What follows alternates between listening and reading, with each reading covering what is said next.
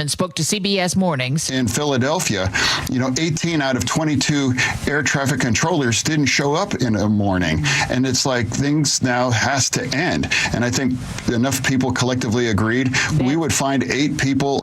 Nancy Cortez reports the president's likely to approve it. He seems to be on board with anything that is going to lead to the government reopening without major concessions from Republicans. I don't anticipate that there's anything in this negotiated deal that would lead the president to stand in the way and do anything but sign the funding bill once it finally does pass in the Senate and the House. The Supreme Court today rejected a call to overturn its landmark decision legalizing same-sex marriage nationwide. Jim Krasula reports. The justices turned aside an appeal from Kim Davis. She's the former Eastern Kentucky court clerk who refused to issue marriage licenses to same-sex couples in the fall of 2015. Davis has been appealing a court order that she pay $360,000 in damages and legal fees. A pitcher for the Cleveland Guardians, Luis Ortiz, and a teammate were indicted over the weekend in an alleged betting scandal. Scott McFarland reports. These are 2 pitchers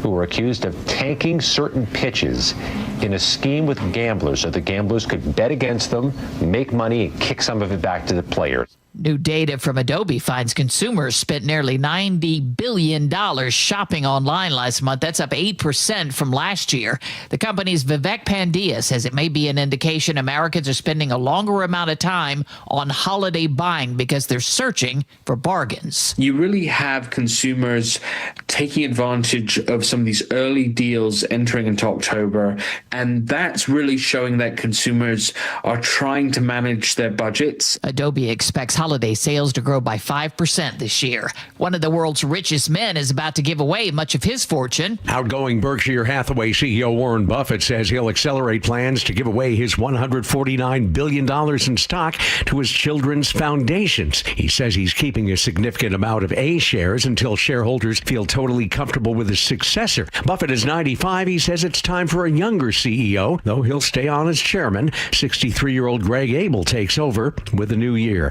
Correspondent Peter King on Wall Street at this hour. Stocks are higher. The Dow up nearly 400. This is CBS News. Sponsored by Progressive. See why over 43 million drivers trust Progressive to stay protected on the road. See for yourself at Progressive.com. A Seattle sports icon has died. This story coming up, but first, KIRO Newsradio traffic. No major blocking problems right now. If you're headed to the mountains, Snoqualmie Pass is bare and dry, no restrictions. Stevens Pass is bare and wet, also no restrictions there. Travel times, Everett to Seattle, 30 minutes. Federal Way to Seattle, 19. Renton to Bellevue, 12, and your lake bridges are wide open. Traffic brought to you by Seattle Sports. Search Seattle Sports on YouTube and click subscribe to get fresh video content daily. KIRO Newsradio 97.3 FM Northwest News. Now, the latest from KIRO Newsradio and mynorthwest.com. Good afternoon, I'm Heather Bosch. 2 would-be carjackers are recovering after they were shot by a man who says they tried to steal his sports car. Seattle police say it happened early yesterday in Belltown. The car owner says 4 masked men confronted him. He says 2 pulled guns on him, so he opened fire. Cops found 1 injured man at the scene and a second turned up at Harborview. The car owner was questioned and released. Police say Saturday night a group of teens at an apartment near Magnuson Park held a man at gunpoint and took the keys to his BMW.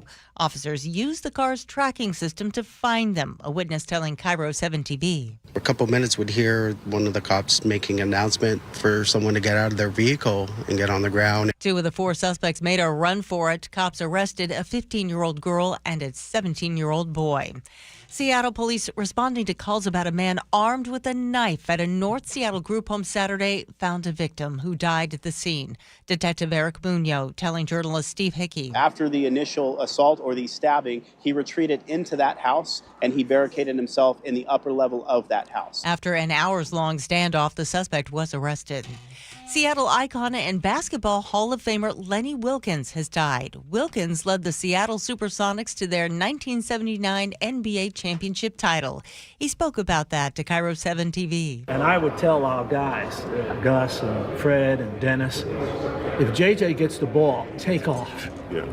Because he'll find you. He could handle it. And he did. In June, a statue of Wilkins was unveiled outside Climate Pledge Arena. Lenny Wilkins was 88. Homegrown rock band Soundgarden takes its place among legends. In my eyes, indisposed. The Seattle-based band was inducted into the Rock and Roll Hall of Fame over the weekend. Soundgarden's Hiro Yamamoto. That's amazing that people love us that much, that it matters that much to them. And that's kind of why we're here and we're really being appreciative today, because we know that there are so many people out there that it really moves them. The band laid the foundation for the Seattle-based grunge movement in the 90s, breaking ground for Nirvana, Pearl Jam, and others. This weather update brought to you by State Roofing and Exteriors. Rain today with highs in the upper 50s. It's 58 in downtown Seattle. I'm Heather Bosch. Your best source for local news, serving Western Washington and the world with the KIRO Newsradio App. Always streaming live on your smart speakers. You're listening to KIRO Newsradio, Northwest News. And now, it's time for the Jake and Spike Show on KIRO News Radio with your hosts, Jake Skorheim and Spike O'Neill. Behold, a fiendish masterpiece from the bowels of hell! Yeah. Mondays, for I hate Mondays. They make me so steamed. Weekends, I prefer the weekends. Son of a Welcome to the show. Happy Monday. Boy, that music dropped off fast. You've been working on that, your vocals on that, man. You just fold right into that. It's beautiful. Yeah, there you go. Yeah, hey. Happy Monday, hi, November Brady. 10th. Brady's Jake Skorheim here. Spike on the other. Hey, buddy. Apparently, Brady's getting paid not to let us have that music for a couple extra seconds.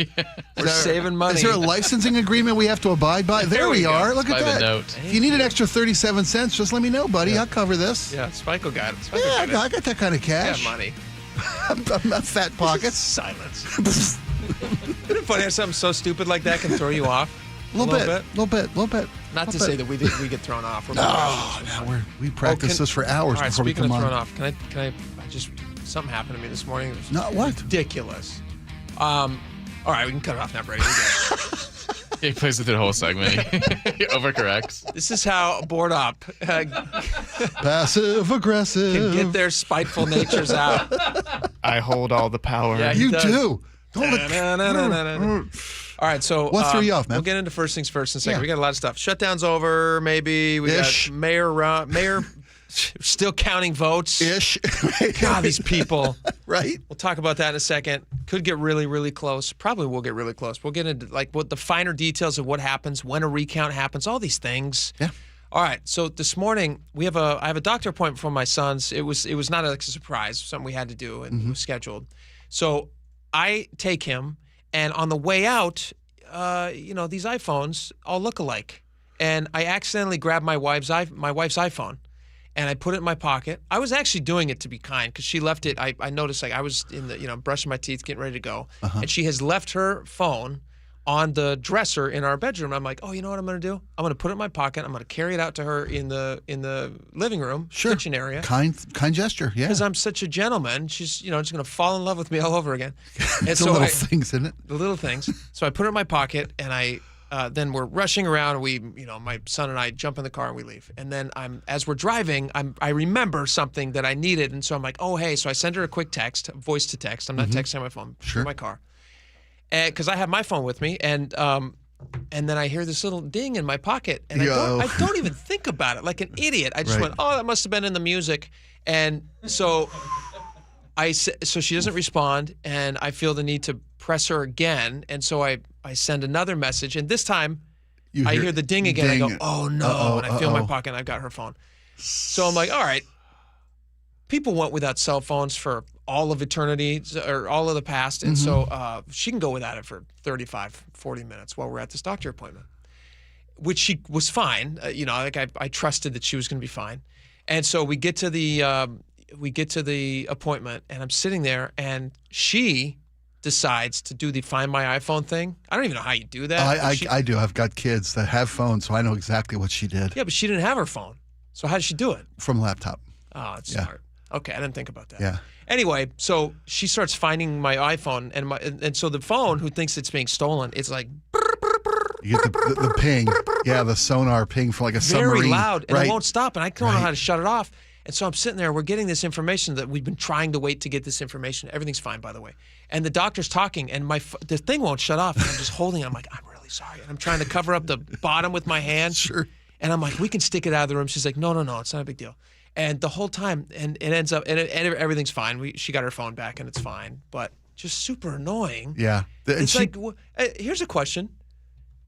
She didn't think to herself, maybe my husband took it by chance, by accident? I mean, I'm not trying to blame her because I was actually the person who did the wrong thing. Assuming that someone else found it and grabbed it might be the last thing I thought, because I've been through this 1,000 times. So this happens at least once a month in my family. You take it by accident? Or somebody doesn't know where it is and they have to track down their phone. I've heard, my kid comes home for the weekend from college, and in the panic of taking the kid back to school, all of a sudden I hear this pinging from somewhere in the house because my kid doesn't know where the phone is in our own home. Yeah. And because the Where's My iPhone app, by the way, is a gift. It's an absolute it tells you godsend. And I was like, also when she's looking at it and it's at the doctor's office. That's what I was about to ask. I would have thought, shut it off at that point. Because it shows her on a map where the phone is. Of course it does. Yeah. Of course it does. Yeah. And she, oh my gosh, she just kept it our going. doctor broke into our home and stole my phone. Look at that. We have What are the now we have odds? to find a new doctor. Whoever stole my phone also is at the appointment that my husband and son are at. They're Isn't that amazing? stalking him. No, but she's I don't know if she knew exactly where it was. Everything good with the kid though at the doctor's appointment? The real, you're burying the headline. Everything's good? He might have to have his tonsils out. Yeah. Do they still do that? Still do that. Yeah, they just hop them up with ice cream and take them out. I don't know what the surgery is. I don't know how it goes. They've told me all that stuff. But I think it's like a bris, right? That's what they call it. It's a different I don't know doctor. if it's the same as a bris. I think it's in a different area. It is. You better hope. But again, I'm not a scientist. So I don't know exactly how this stuff works. Hey, Mazel Tov to you. Yes. You're Thank young. you. Oh, You betcha. Thank you very much. That's kind of you. That's very kind of you. All right, let's get into first things first here. The shutdown could be over. They haven't officially ended it yet, but you do have at least enough senators. You do need the 60 vote, and you do have enough that have crossed the aisle now and have indicated that they would vote to end this thing. Yeah. Capitulation, folding, lots of different adjectives have been used. Whatever they're doing. For the moderate Democrats, the 8. Well, it's all people who are not up for re-election or are retiring. So like, is it? Yes. Oh. Yeah. So it's all people who are not running for re-election 26. Some called the Hateful Eight already this morning. That was I think Tim Kaine, he's Tim not even Kaine's up for until on there. like 2030 or something. He's fresh, so he's good to go. People have a short memory, so they probably won't hold it against him. This is Senator Dick Durbin talking about the deal he made with Republican leader Thune. Leader Thune has also promised the Democrats an opportunity before mid-December to present a Democratic bill on the floor with proposals to change the law and protect American families from dramatic health care premium increases. That's not a guarantee that would pass. It's just No, a guarantee just to get a vote. Guarantee to get a vote. It is my fervent hope that this ends up being a bipartisan effort. It would be such an achievement of the Senate to finally return to that status. I've served in the Senate for 29 years. All right. Jeez Louise. Long listening to that guy. So it's going to hopefully closes down the shutdown ends. Hopefully the shutdown closes down and they get the thing up and running and people get paid. I was talking this morning to some of the folks in the newsroom about when it will impact or when it will lessen the impact or end the impact of the shutdown on everyday Americans. Like when you're going to start actually seeing your benefits that might have been missing, or paychecks were gone. We're talking about the flight cancellations. The flight cancellations. Because so far it's supposed to be 4%. It's really about 5%. It'll escalate to 6% tomorrow. I think 8% by Thursday and 9% or 5% by Friday or 10% by Friday, I should say. And that's not going to be an overnight thing. Yeah, that's not going to change because right now, they said eight Democrats have come across the aisle to find a resolution. That now has to be finalized today in the Senate. They're going to talk about how long they'll allow debate on this. Then it has to go to the House for reconciliation. Then it's got to go to the president's desk. It could be sometime this week, maybe within a couple days, maybe not until Friday. And then all these intrusions are still going to be happening to us until that point. Yeah. So this was the right thing to do. It was a smart thing to do. End it and move on and let people get into their holidays without this hanging over there. I mean, that's especially when Secretary Duffy started talking about 20% cancellations. Oh my God! Can you imagine that before holiday travel? And isn't that always the busiest time of year? But it is, and that's why I think this was very calculated from a political standpoint. I think it was necessary and a proper thing to do to start limiting the stress and anxiety and workload on these air traffic controllers, because that's not just safety, it's commerce, it's convenience, it affects everybody. Yeah. It was the right thing. It was the right thing to do from a safety perspective. It was a smart political move. And Democrats know, whether their fault, our fault, people are going to get hurt. I mean, not just physically hurt, but benefits cut, things. It was the right thing to do. Also, when you're talking about people having to now wait hours and hours at the airport, right? You're going to see news story. I mean, yeah, I don't care who it is. A pox on both your houses. There is no cover. Yeah. There's no story that's easier to cover for news, local news, than to go to the airport and get angry reactions from people at the airport. You know what's funny? That plays very well on TV. I was dropping off the truly unpleasant misses at the airport just middle of last week. And we're driving up the drop off at SeaTac, right? Yeah, of course. All that construction all the time. As you're coming up that final drive up to the drop off ramp, the upstairs, there's a whole bunch of signs that say the upstairs. The upstairs. That's where I've been getting it wrong. Pick up downstairs, drop off upstairs. There's a whole row of signs on that new little wall they just built to that terminal extension that say media parking. Media parking. Oh, for people to. And Melissa's like, why is there media parking here? I'm like, are you kidding me? To your point, there is no better, more effective media coverage than it's a tough day to travel, and every station in town is right there, and they give those guys the best parking. Yeah, and right you would watch it if you found out that, listen to these crazy reactions. Even if you have no plans on flying, you're like, I guess I'll see what that's going on. Yeah, it's like, fun to watch. About? Oh, look at these listen losers to these people at the airport. griping. Yeah. We've all flown. We all understand what an awful experience it is. And wouldn't you, if you saw a reporter at the airport getting footage on a holiday weekend? Of course. Do you hang out and here's my moment on the news? 100%. Right? I want to be that guy. Why can't they get their act together? I would be interested to see the ratios of people that they interview to positive or negative reviews of the experience. It's probably never positive. Oh no, this is great. I don't like mind. If somebody comes up to you like, "What's your horrible experience?" Like, it's actually been pretty good. Wonderful, it's pretty seamless. What a great crew. I use pre-check. It's really nice. Yeah. But get out of here. And I don't mind a couple extra hours. Yeah. I don't mind at all. Why do people get there so early? Why do they get there so early? We were talking about this before the show. I don't know if we ever came up with an answer. People get there so early to the airport because the general understanding is what have you guys always been told your entire lives? You have an international flight. You get there 3 hours ahead of time. 3 hours for international. 2 hours. 2 hours local. for domestic. Yeah, you bet. That's longer than the flight usually. When did that? It can be. What a low bar. I mean, I know there's a lot at stake because if you miss your flight and something goes wrong, you can't. I mean, you missed it. You can't usually run to your destination real quick.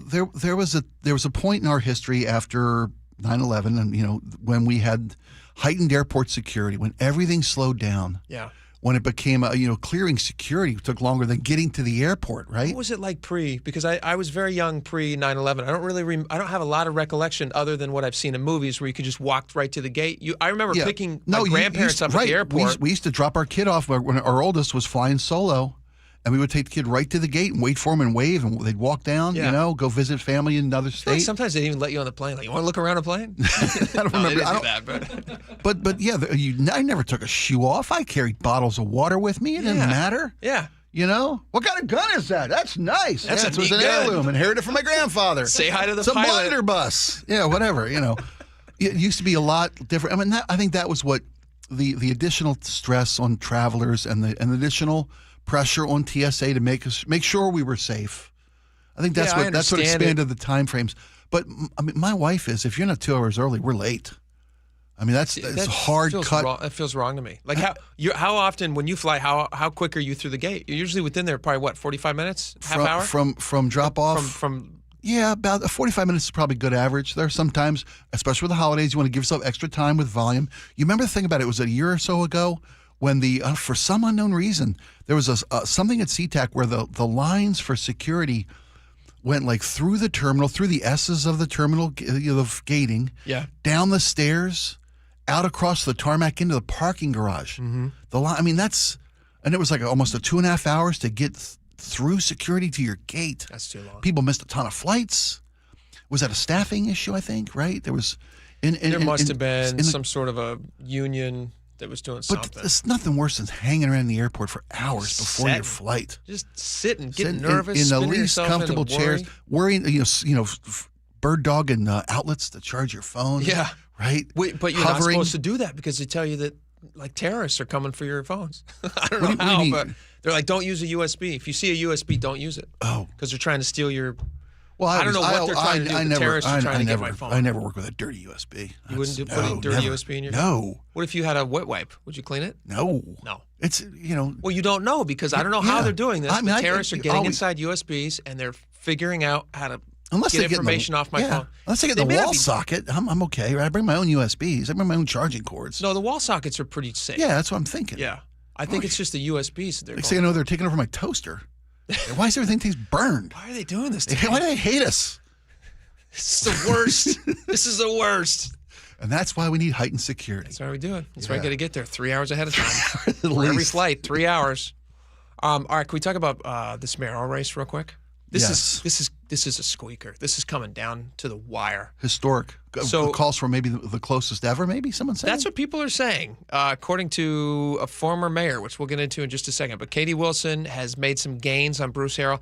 I think right now, as it stands, what's the count total right now? They're separated by about 4,000 votes. Is that right? About 4,000 votes. Yeah, less than 2 points, I believe. So she's gained because I think when we went off the air on Friday, he was up by something around 10,000 votes. Yes. Is my memory correct on that the Friday drop, when we went off the air, he was. The Friday drop closed that gap for her, and every drop they've had since the initial has closed the gap, and more than the projected what she would need to win. Yeah. She's been closing the gap, and there's still about 45,000 votes still to count. Every time they have a vote drop, she gets more than she needs. Yeah. Well, that's not good for Harrell. From a last estimation I heard this morning on the Seattle Morning News, she needs 55% of the 45,000 votes remaining to close that 4,000 plus. She's on track for that right now? She's on track. If the drops continue to go the same way they've all gone. And that's funny because, we talked about how Mayor Harrell was everywhere on Election Day. Yeah. And Katie Wilson was just, packing her bags. Or whatever she's doing, yeah. Right? Breaking bread. And I'm sorry, her husband bakes bread. Right. She just roots him on, encourages him lovingly. We're saying that Mayor Harrell's last-minute media push may have been enough. Yeah. To give, because he had a big lead from the first count. I was bigger than I expected. Big lead. And then he gained the first day. He gained. Right. And then everyone was like, oh, I guess this is not what we thought it was. We'll see if these last-in ballots might be more beneficial to Bruce Harrell than to Katie Wilson. What's interesting is you have all these ballots now that they are really scrutinizing to make sure that they have correct and make sure that they don't have any problems with, and also make sure that the ones that they have identified with errors, which they say is about 2,000 at this point, that they can go and find those people, both campaigns. I didn't realize is what they did, but what those campaigns will do is they will find out who those voters are who have a ballot that's got a question mark to it that's been flagged and won't get counted otherwise. They flagged a bunch of them so far, right? Yeah, like 2,000 of them. Their campaigns, Katie Wilson's campaign says they've already got 200 volunteers that will go down and chase down voters who have these flawed ballots, and they'll find them and then help them get those things fixed with the local election board. Because most people just, drop it and forget it. Yeah. Don't worry about it. Set it, forget it. That's what you think. Right. Sign it, forget it. But you can't do that, and so now they're going to be chasing those down. And if this comes down to as few as Greg Nichols, he posted this on his Facebook page. He says based on all the percentages, he's done his math. That's at tryingtobirelevant.com. We can find him. That's right. Yeah. That's right. Exactly. He says that he thinks it could come down to 65 votes. I don't know how he gets to 65 votes. Is he extrapolating the gains that she's made with the amount of votes left? He's looking at a graph of where they're coming in, the intersection all this stuff. Of panic and socialism. He's just. What's funny is you and I were trying to remember why he was ousted. Nichols, yeah. Nichols, and we came up with you remembered him from Nicholsville. I remember from Nicholsville, which is an atrocity of caring for the homeless crisis. It was horrible. Yeah, it wasn't. It didn't even seem just caring slums enough. and crimes and rats. Yes, sewage, and but I remembered him from Snowpocalypse. Do you remember that? Yes. And I looked into this. This was funny. Seattle Times had an article. They think it cost him the election. They said just before Christmas of 2008, there was this freezing snow thing that hit Seattle. It was 2 weeks. Yeah. Paralyzed the city. The city was shut down. We did not have the equipment, didn't have the manpower, we're unprepared. And the only street that got plowed was his street. He's an important guy. He's got to get to City Hall. And come on. It's just one of those things. It was so funny. It wasn't like the homeless rats. No. The fact that you couldn't get out of your driveway, but he could. It was, People hated that. His driveway got plowed. Everyone was like, this guy. But the sewer and the rat problem in the homeless camps are, He was the last guy that served 2 terms. Well, ever since him, he ruined it for everybody. There you go. So he thinks it could come down to 65 votes. By the way, wild. You can check the status of your ballot at votewa.gov. Okay. You can go in there and give them your information. They'll tell you exactly the status of your ballot. It'll be marked received, verified, or be a challenged. Recount with 65 votes? They recount. Oh, yeah, right? yeah. It's a recount is within 2,000 vote total difference or half of 1% of the total vote count. I think that would be it. I think we're there. Yeah. All right. A lot of stuff coming up. Stick around. We'll be right back.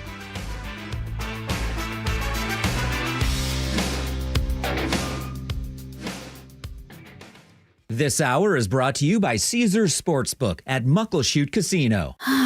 One day, the words on the page blur. You hold the menu a little farther away. It's subtle until it's not.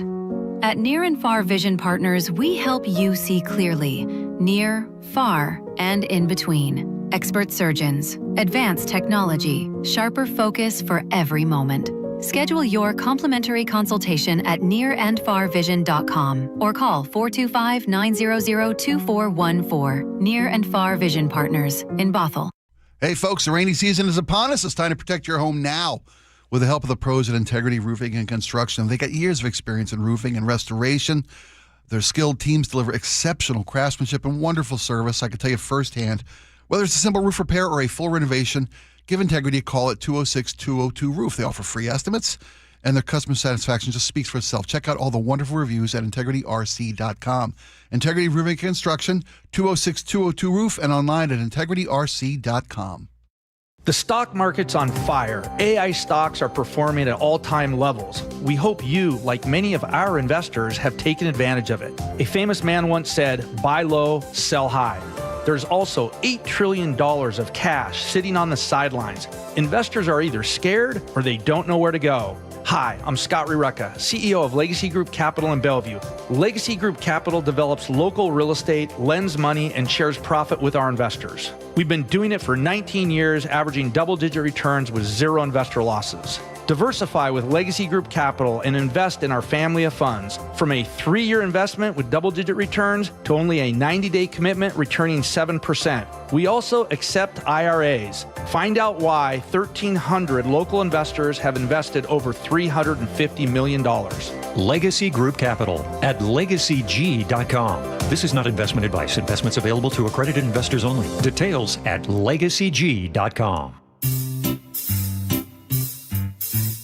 1-877 Cards for Kids. KARS Cards for Kids. 1-877 Cards for Kids. Donate your card today. 1-877 Cars for Kids. KARS Cars for Kids. 1-877 Cars for Kids.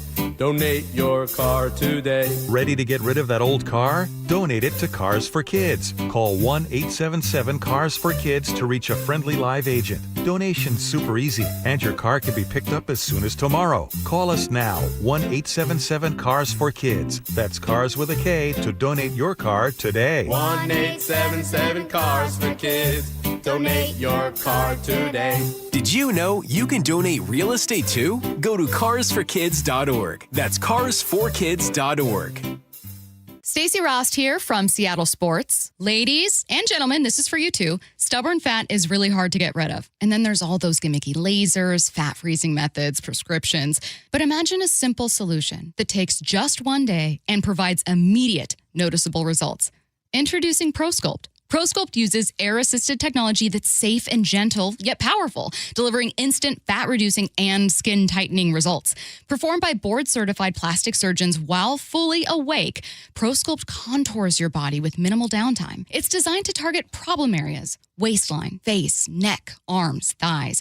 ProSculpt gently removes unwanted fat and tightens loose skin with FDA-cleared plasma technology, all in a simple, guaranteed one-day procedure. ProSculpt is one and done. For your free consultation and $250 off, visit ProSculpt.com for powerful permanent fat removal and skin tightening that works for ladies and you men.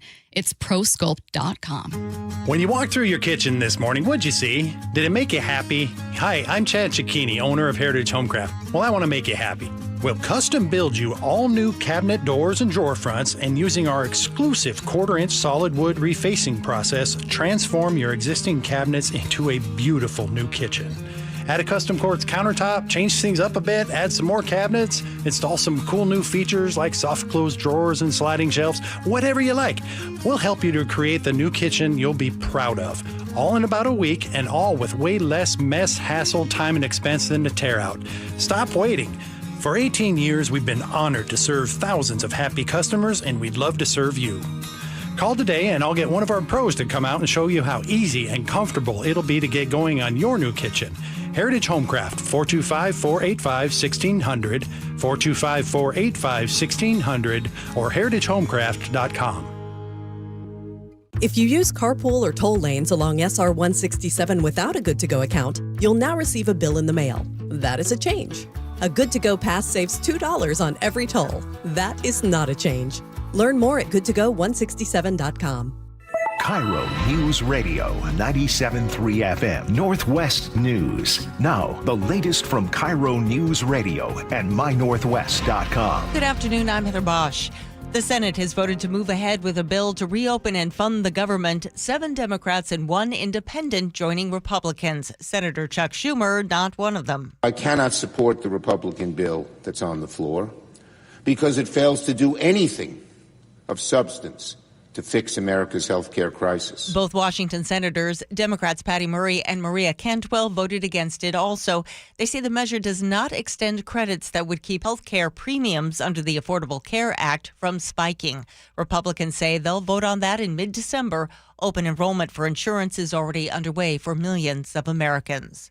Transportation Secretary Sean Duffy says air traffic controllers are calling in sick and even retiring rather than work without pay during the shutdown. He's restricting airport capacity by 4% today, 6% tomorrow. The problem is that as I try to reduce the pressure by lowering flights, I have more controllers that keep not coming to work. And so the pressure goes back up again. He says air traffic could be reduced to a trickle by Thanksgiving. This traveler tells KIRO 7 TV. Kind of just got to take it, as it comes, get to the airport early, and hopefully it doesn't get delayed. So far today, 52 flights canceled, 83 delayed. The Trump administration is again asking the Supreme Court to keep full SNAP food benefits on hold. CBS's Stacey Lynn explains. As long as the government remains shut down, the administration doesn't want to pay full SNAP benefits because it says it doesn't want to tap into other funds for other things. The justices will decide as soon as tomorrow if they need to. King County Executive-elect Gurmai Zehalai is laying out his plans to transition to office now. He edged out fellow council member Claudia Balducci in the election. The Seattle mayor's race, though, is still too close to call. Incumbent Bruce Harrell is ahead, but Katie Wilson has been gaining steadily with every vote tally. The holiday shopping season could see a new milestone. More from CBS's Jason Brooks. The National Retail Federation says sales in October are pointing to another record holiday shopping season, with total retail sales, excluding autos and gas stations, rising 0.6% from September, a year-over-year gain of 5%, with the NRF saying that consumer spending has remained solid. On Wall Street, the Dow is up 362 points, NASDAQ ahead 515. KIRO News Radio traffic, no major blocking problems right now. If you're headed over the mountains, Snoqualmie Pass is bare and dry with no restrictions. Stevens Pass, bare and wet, also no restrictions. Travel times, Everett to Seattle, 30 minutes. Federal Way to Seattle, 19. Renton to Bellevue, 12. And your lake bridges are wide open.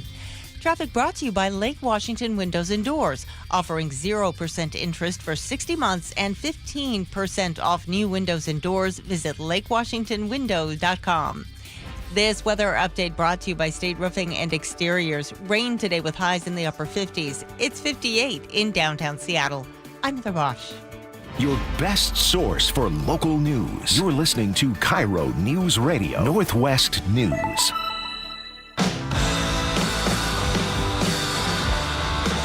All right, welcome back to the show. A lot of stuff to get to today that we haven't talked about yet. We're going to talk more about the mayoral stuff in a little bit. There's supposed to be another dump of votes at 4 p.m.? 4 p.m. today. Is that right, Heather Bosch is nodding? Yes, we got that right. Thank you. Yes, 4, and Aaron's telling me that they've been coming a little bit ahead of time, so there might actually be an update in the 4 o'clock newscast. Okay. Gotcha. And there's a bigger tally today than we had gotten. It's quite possible. Okay. Thank you. Why is it that it takes so long?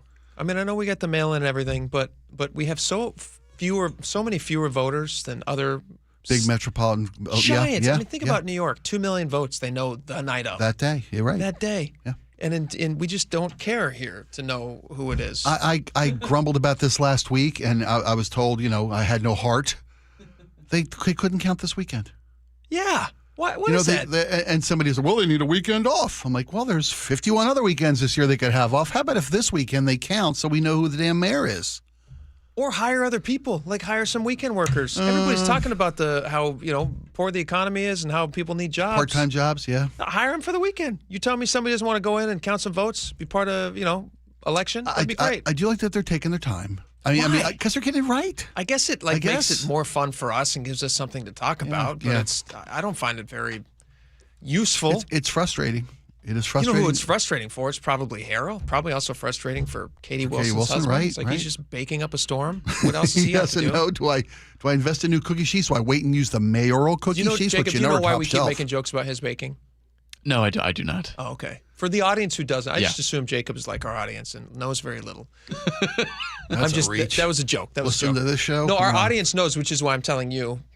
So you're in on what we in the audience are. He doesn't have a job, and his aspiration one day is to bake bread out of his home. That's what he has said. He wants to run an independent home bakery. A home bakery. That's his he wants dream. to bake bread out of his home. Beautiful. So we were saying that's the joke, is that he's just kind of, this doesn't really change his life a lot because he could already do that. He could achieve his dream essentially if he wants to. Many people do. My mom, business? Yeah, every time she comes over, she throws a sourdough at us that she's made. Really? She goes, this one actually turned out pretty good. Plomps it down, weighs 25 pounds. There's a dent in the counter. I love heavy bread, very heavy bread. You know what especially the mayor is doing. They're great though. Thank you, Mom. We love them. I think Bruce Harrell's just walking up and down the aisle at Costco with a big cart full of champagne. Doesn't know, should I buy it? Should I not buy it? Should I save it? Right? Should I switch over and just buy a bunch of muffins? They do take stuff back. Costco's great. Yeah. Costco's great. Bruce Harrell, if he loses, taking a giant shopping cart of champagne back to Costco. Right? That's a funny image. Yeah. Great. Hey, AI. Here, that's the wrong door. It's like, no, I'm going to return. Oh, yeah. I'm sorry, you're no longer allowed to use the executive membership that goes with the mayor's office. You have to go back to your standard Costco that membership. Would be you can't come in early, Mr. Mayor. Saddest moment for him. His city awarded Costco card no longer away at gives the him door. entry. Sorry, go stand with the general population for the 10 o'clock open. Oh my gosh, that's funny. All right, this is very interesting. We were just making fun of AI a second ago, but let's talk about it. There is this New York Times piece that I saw. Seattle Times picked it up, but it was in New York Times originally, so I want to give them credit. They are always emailing every time we say it's from Seattle Times, and I say it's New York and whatever. How about us, man? Hey, how about a little credit? We wrote that. Yeah. So they highlight a woman who says that she's just burnt out using dating apps. No, I knock wood. Never had. I was off the market before the internet showed up. Seriously, I was off the market before the internet showed up. That's beautiful. I was with my wife. We bought our first computer. Like, you probably owned a house before the internet showed up. I did. That's great. I remember our first dial-up connection on our first computer. Yeah. Yeah. I actually have that noise. I can find that. Jacob, did you ever use dating apps? Lots, yeah. You've used a lot. And I've had 2 longer than a year relationships with people that I met on the apps, yeah.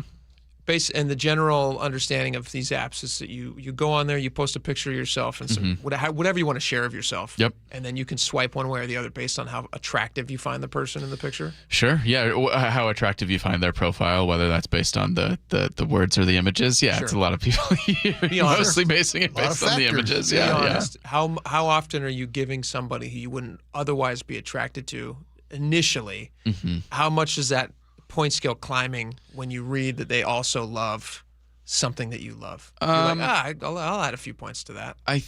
That's a good question.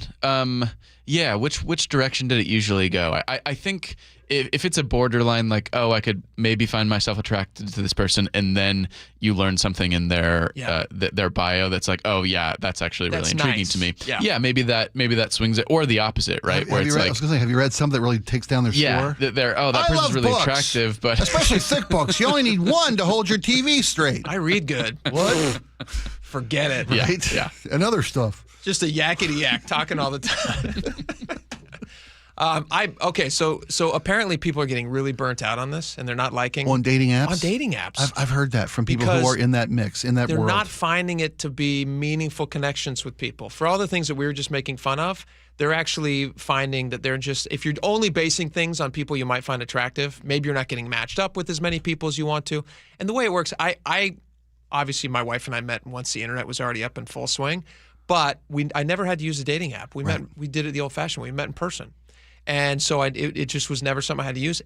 Everyone that I know has used dating apps, and you match with somebody, and then they also like your look or something about you, and then it sends you a note that you two should meet up, Hey, you right? guys That's might kinda how it have a works? connection. Do I have that right, Jacob? Is that a dating app? Yeah, I've that just sounds about right, summarized yeah. it. Okay. And you swipe one way for yes, no. Swipe left. They put them in your pocket for later. Swipe right, they're gone. Yeah. So people are getting very burnt out on this, and so what they're doing now is they're starting to go to a AI matchmaker model, where you put in a bunch of details about the type of person you might be interested in. Could be looks, could be books, could be whatever it is. Okay. And then the matchmaker will like comb through all the available people, so you don't have to sit there and break your thumb trying to find somebody. It's the swiping. And what I found interesting, they do say also you could submit all of the photos on your phone, and the AI would also analyze like every photo you've ever taken and the other person's, and then it's like, using that. I find that to be a pretty severe privacy violation. I don't know that I'd be interested in giving that up, but that's among the things about yourself that you could submit to inform the AI. Do they pick the best photo of you? Is that what that's for? Well, no, this would be you. Well, no, You're making because an assessment of your life, right? the AI is using all the information it can. You keep to posting match you photos up. of you hiking. Here's another person who likes hiking. You could factor that in. Yeah. Okay. Wouldn't it be funny if it looked at all your photos and just says, no thanks? Yeah. I'm not going We've to take checked you. every human on earth and no one wants you. I'm not going to take you on as a client. Sorry. Even though I'm just a computer. Well, you've been rejected by AI. AI says, nah. Wow. Nah, we're Well, good. it does get to the finish line quick, doesn't it? Do you guys think matchmakers are a good idea? Like in the old-fashioned sense? I think outside of AI, the older I get and the more wisdom I have in life, which is debatable, but I think it's actually very interesting, this old idea. I'm talking like old matchmakers. Matchmaker, Thank you. make Exactly. me a match. Exactly. Find me a fine, catch Because me a catch. they are looking at things that aren't just, obviously you want somebody that you're attracted to. That wasn't always the case with That matchmakers. wasn't always the right, case. They right. might find something that in 10 years He's you'll a go, good worker, right? 100%. He's got land. You've got cows. It's perfect. It's a perfect match. Sorry for that dialect. I don't know. It could be a several That's from accents. Finland. I was trying to tone down the Yiddish. Could be anybody. Right? What was her name? The matchmaker? Oh, I don't remember. Oh, Yentl. the Yentl was a different movie. Is Yentl with Barbara Streisand? Barbara Streisand was in Yentl. Yeah. That was What's the Popal. matchmaker's name? It might just be matchmaker. Dear Abby, we don't know her name. No. It's just the That might matchmaker. have been a character name. We have friends who, like as parents, you know your kids so well. Yeah. You also know what they're gonna hopefully value when they get older. Yeah. We already have friends that we've discussed this informally. Wouldn't we they haven't be, signed it. wouldn't they be perfect for contracts. each other? Yes. No, but we have, and we see Yes. we go like, hey, you know what? In 20 years, this makes a lot of sense. Yeah. So we've already made a deal that we're going to try to stay close to each other to give them the best shot. Wow. Not that we're forcing it on them. No. You should keep your options. No, but we like them. Yeah. They like us. Our families are, we have similar values. We think these are the things that promote a and that's healthy nothing marriage. wrong with that. Yeah. And so, it makes sense. Again, we're not like signing them away. No. Of course not. But would I? Just Maybe. keep in the back of your mind. It's Yeah. a good family, good Exactly. people. Yeah. It's Solid upbringing. so much of it Good is about stock. family. Breeding hips. All the things. All the things. But if AI really wanted to do a good job, they would evaluate your families as well. Yeah, it's true. That goes so far into determining the success of a relationship. Absolutely. You marry that family. I hid my family from my future wife. Probably smart. Absolutely. Oh, I wouldn't have signed up. All right, we got a lot more coming up. We'll be right back. Stick around. Out at the Wilcox family farm, our hens roam freely on fresh green pasture. But that means predators like coyotes and eagles are always nearby.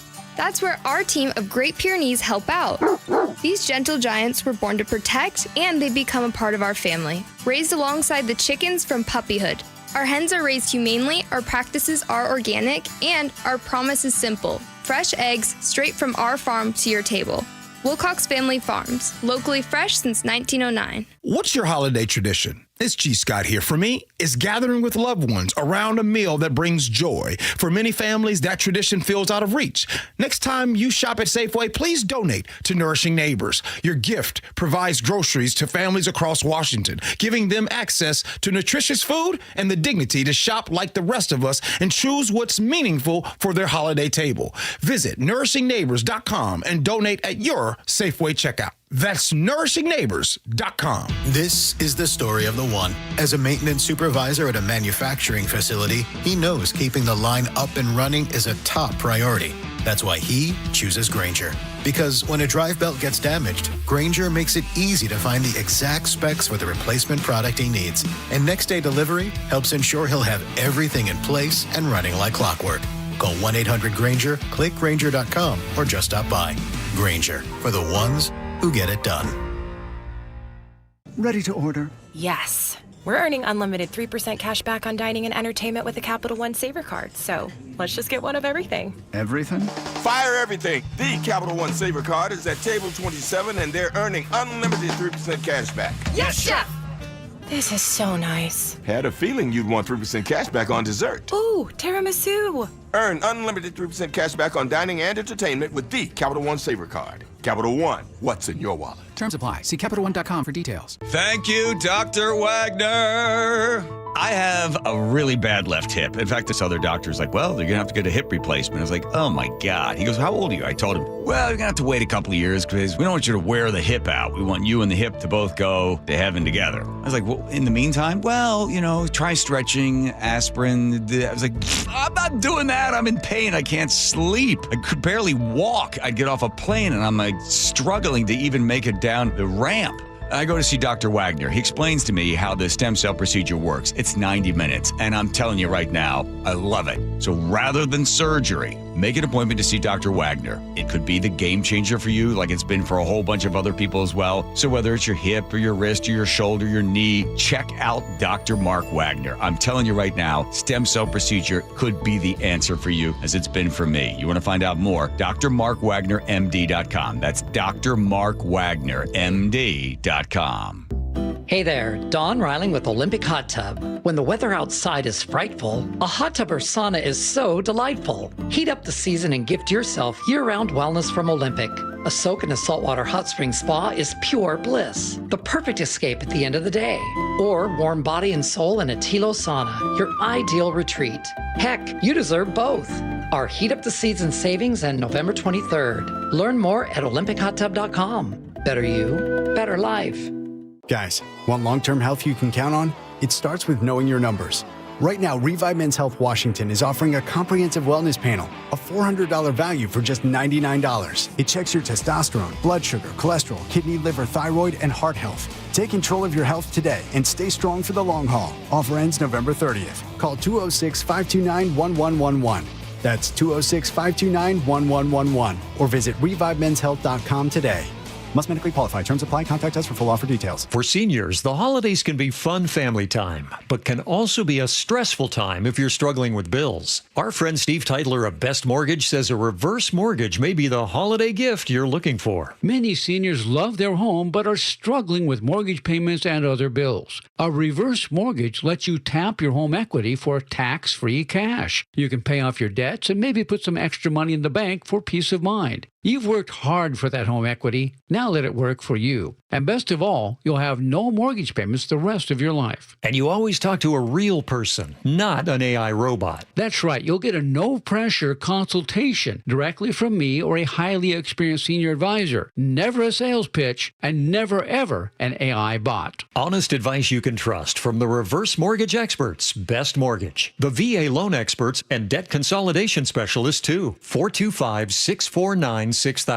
Best Mortgage, 425-649-6000. If you use carpool or toll lanes along SR 167 without a good-to-go account, you'll now receive a bill in the mail. That is a change.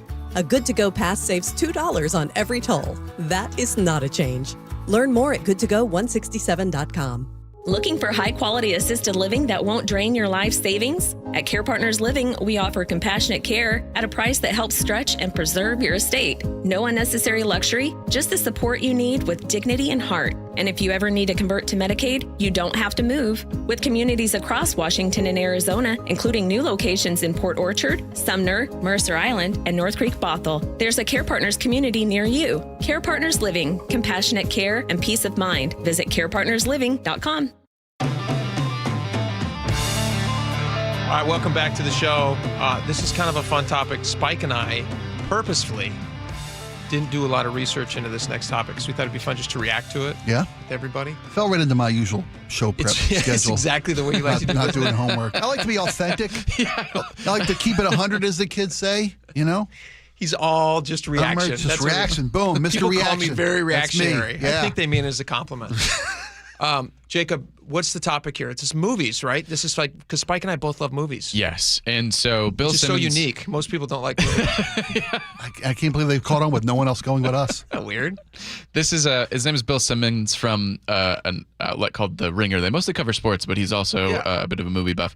And he is pointing to 1998 in particular as it is a good year for movies, but the thing he's really highlighting is that it's a good year in a bunch of different genres. And so I'll let him go through his list. 1998? That's right. Okay. I think 1998 is in the running for the greatest checking all the boxes movie year we've ever had. All these different types of movies that can come out in a year. Yeah. Drama, Saving Private Ryan. Provocative drama, American History X. Foreign, Life is Beautiful. Beloved movie nerd movie, Out of Sight. Guys movie, Rounders. Great comedy, There's Something About Mary. Cult comedy, Big Lebowski. Goofy comedy, Wedding Singer. Conspiracy, Enemy of the State. Political, Primary Colors. War, Thin Red Line. Sports movie, He Got Game. Horror, Halloween H2O. Action, Armageddon. Well done for me and CR action, Ronin. Yeah? Yeah. Sci-fi, Truman Show. Sci-fi horror, Blade. Rom-com, You've Got Mail. Black rom-com, Stella Got a Groove Back. Corny drama, Patch Adams. High School, Can't Hardly Wait. Indie movie, Your Friends and Neighbors. You seen that one? No. It's a up indie movie. TV turn movie, X-Files, That's a category. Okay, Animated A Bug's Life, and Kids Parent Trap. Think about how many categories I just listed, and we have an awesome one for each one. Let's go back. That's actually kind of insane. I was trying to, before we started the segment, I knew we were talking about movies that came out in 1998, and the only one that jumped out at me was, I knew that Armageddon came out in 1998, because I remember seeing that. I love that movie. I was a freshman in high school, and I remember thinking, movies just don't get any better than this. Yeah. You got Bruce Willis, you got What's-Her-Face. It's a ridiculous concept, first off. Yeah, like we're going to send deep core oil drillers to shoot a hole in an asteroid that's going to destroy Earth. Yeah. And the only hope we have is this ragtag bunch of misfits, drunks and drug addicts, basically. Drill. Right? It was Liv Tyler was in that movie. It was his daughter. Yeah. Ben Affleck, Steve Buscemi. That was a great Billy movie. Bob Thornton. But I didn't realize it was a great movie. Saving Private Ryan also came out that year, and Something About Mary. He's totally right. It's a pretty great list. It's a good year for movies. I'm not really good at what came out that year. If I looked, I'd have to look up the particular year and do a lot of evaluation as to if there was a better year. If this guy's already doing the work, I'm going to go with him on this. Sure. Those are pretty solid choices. Yeah.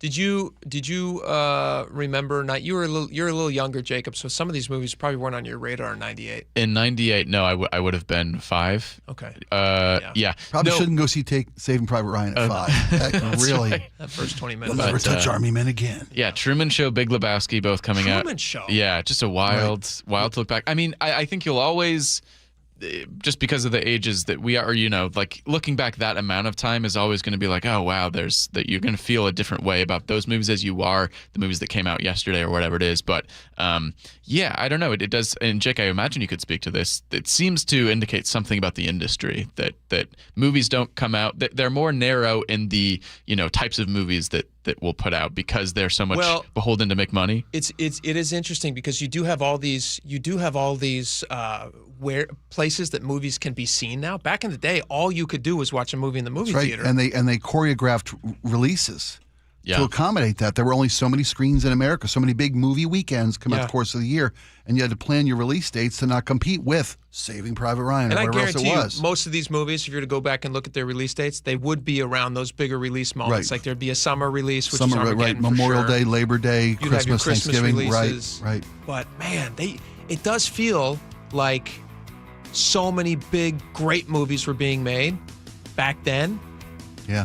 They're still making a ton of movies now. You're just not seeing them, so you don't even know if they're good. Like, there's a lot of great movies that do come out, but you never see them because they're on Apple Plus. Well, it's funny you say that because last night I watched the new Frankenstein because it was on Netflix. I saw the ad for that. I wanted to watch that. I couldn't believe it was. I thought it was a theatrical release. Was it good? It was for 2 weeks. Was that in the theaters for 2 weeks? 2 weeks. Okay, Yeah. and all right. I loved it.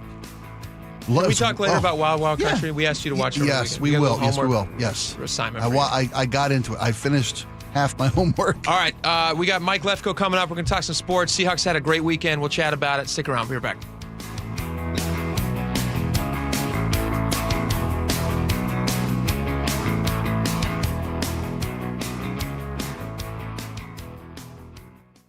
You gave years, maybe decades to your job. You showed up, worked hard, and planned for retirement. But now, the company's changed. Or maybe you've taken a buyout or been forced into early retirement. So, what happens next? I'm Jeff Jr., founder of Trajan Wealth. And if you've built up a 401k or thrift savings plan, now is the time to ask, is that money really working for you? Many workplace retirement plans offer limited options and even less guidance. At Trajan Wealth, we help people just like you roll over their accounts into IRAs with more flexibility and personalized investment strategies built around your goals. For households with $500,000 or more, let us build you a personalized plan. We operate on veteran values, service, trust, and doing what's right. Your next chapter starts now. Call Trajan Wealth, 206-656-3300, 206-656-3300.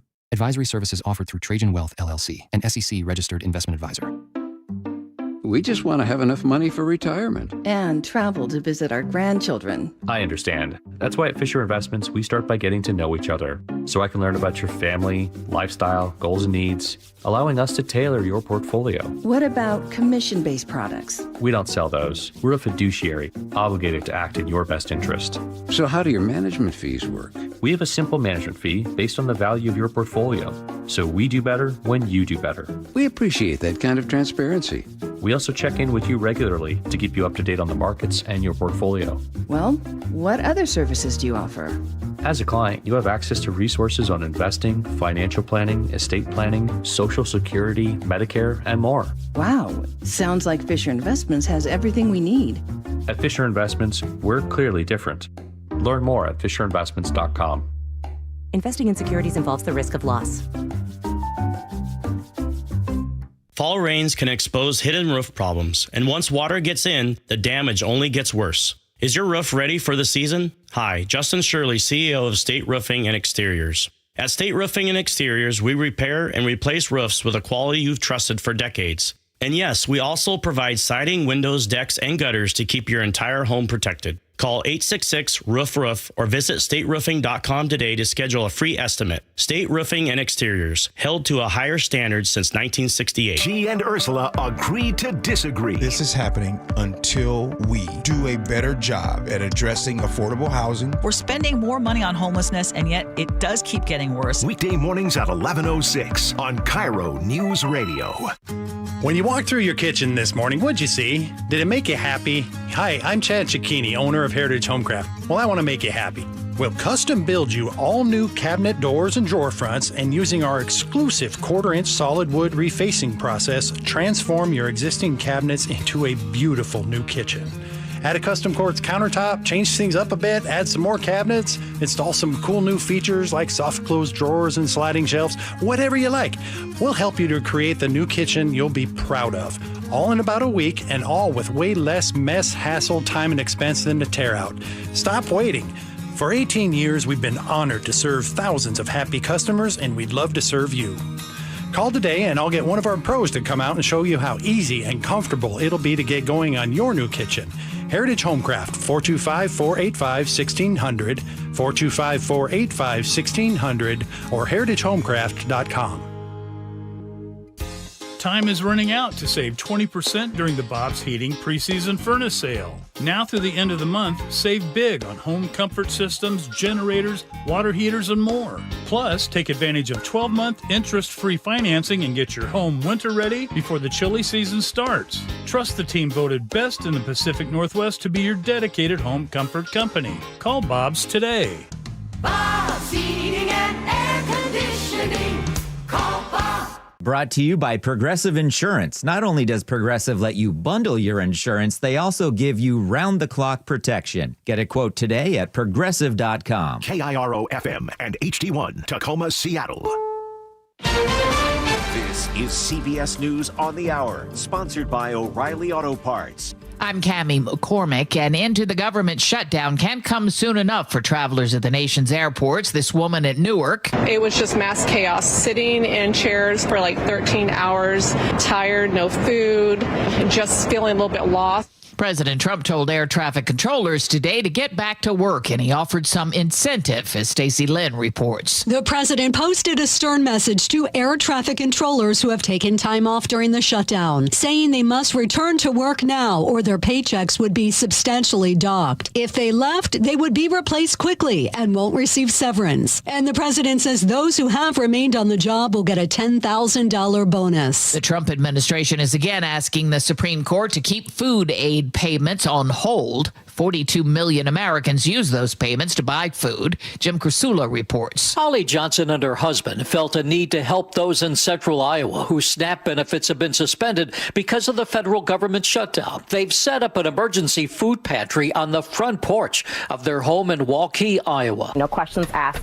We trust you. Come get what you need. Feed your families. I think the need is actually greater than we even imagine. The Johnsons estimate they've given away some $5,000 worth of donated food and household items. Jim Krasula, CBS News. A blast of cold air as much of the nation's shivering as far south as Florida. Peter King reports. We don't usually get these kinds of temperatures until late December or January, but a cold front is pushing through. That means a freeze warning for one county north of Orlando and cold weather advisories in place for the rest of us. WKMG TV meteorologist Julie Broughton says temperatures will bottom out in the 30s with wind chills as low as the 20s from Gainesville southwest to Lakeland. Tomorrow morning in Orlando, we start the day at 38, and that was our coldest temperature all last winter. Warming centers are opening up throughout the region for those who need them. Peter King, CBS News, Orlando. President Trump has pardoned dozens of people who allegedly tried to overturn the 2020 presidential election results. CBS's Nancy Cortez is at the White House. Individuals who the president conversed with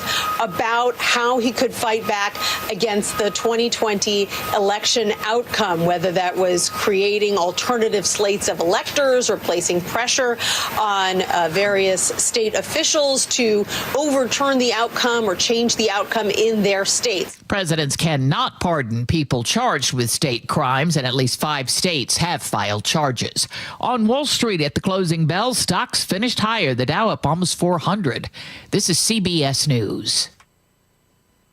Think O'Reilly Auto Parts for all your car care needs. Get the parts and service you need fast from the professional parts people at O'Reilly Auto Parts. The tables are turned on would-be carjackers, but first, KIRO Newsradio traffic. No major blocking problems right now. If you're heading to the mountains, Snoqualmie Pass is bare and dry, no restrictions. Stevens Pass bare and wet, also no restrictions. You are flying out there. Travel time Everett to Seattle, 25 minutes. Federal Way to Seattle, 22. Renton to Bellevue, 11. And your lake bridges are wide open. Traffic brought to you by Home Comfort Alliance. Power outages can happen without warning. Get a backup generator before the next storm and save $1,000. KIRO News Radio 97.3 FM Northwest News. Now, the latest from KIRO News Radio and mynorthwest.com. Good morning, I'm Heather Bosch. Another ballot tally will be released in 3 hours with the race for Seattle mayor between incumbent Bruce Harrell and Katie Wilson too close to call. Even though Harrell leads Wilson by less than 2 points, Republican strategist Randy Peppel predicts Wilson will pass Harrell with the next ballot count and perhaps never look back. I still do think that Katie Wilson's going to emerge the victor. I think right now the question is whether it's going to be a recount. Peppel predicts there will be a recount. Harrell held an 8-point lead on Election Day. Luke Ducey, KIRO News Radio. Newly elected King County Executive Gurmai Zahalai today explained he plans to find out what the county needs by taking a first-hand look. Spending the night shift in our King County jails, riding the metro buses. You will find me in our public health clinics, learning the issues that you are experiencing every day. Zahalai is the first immigrant and first refugee to be elected King County Executive. He officially takes office November 25th. Seattle police say a group of young people in the Magnuson Park area held a man at gunpoint and stole his BMW Saturday night. Police used the car's tracking system to find that car. They arrested a 17-year-old boy and 15-year-old girl. 2 other suspects ran off. The tables were turned in an attempted carjacking early yesterday in Seattle's Belltown neighborhood. More from KIRO 7 TV's Jason Sloss. A group of would-be carjackers planned to get away with a new sports car. Instead, 2 ended up in the hospital. According to SPD, the owner was inside, parked on First Avenue, when a white car pulled up. 4 people in face masks jumped out. 2 had guns, but the driver was also armed and fired multiple shots. Officers arrived, found 1 wounded suspect who was taken to Harborview. The others sped off from the scene, but later another suspect was dropped off at Harborview. Seattle icon and Basketball Hall of Famer Lenny Wilkens has died. Wilkens led the Seattle Supersonics to their 1979 NBA championship title. His family says Wilkens was surrounded by loved ones. When he passed, he was 88. The Seahawks routed the Cardinals Sunday with a 44-22 win at Lumen Field. DeMarcus Lawrence recovering a fumble to do this. Touchdown, Seahawks! Oh, he was not done. Are you kidding me? It goes to D-Law again!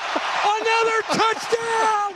The Hawks are 7-2 on the season. They face the Rams in Los Angeles Sunday.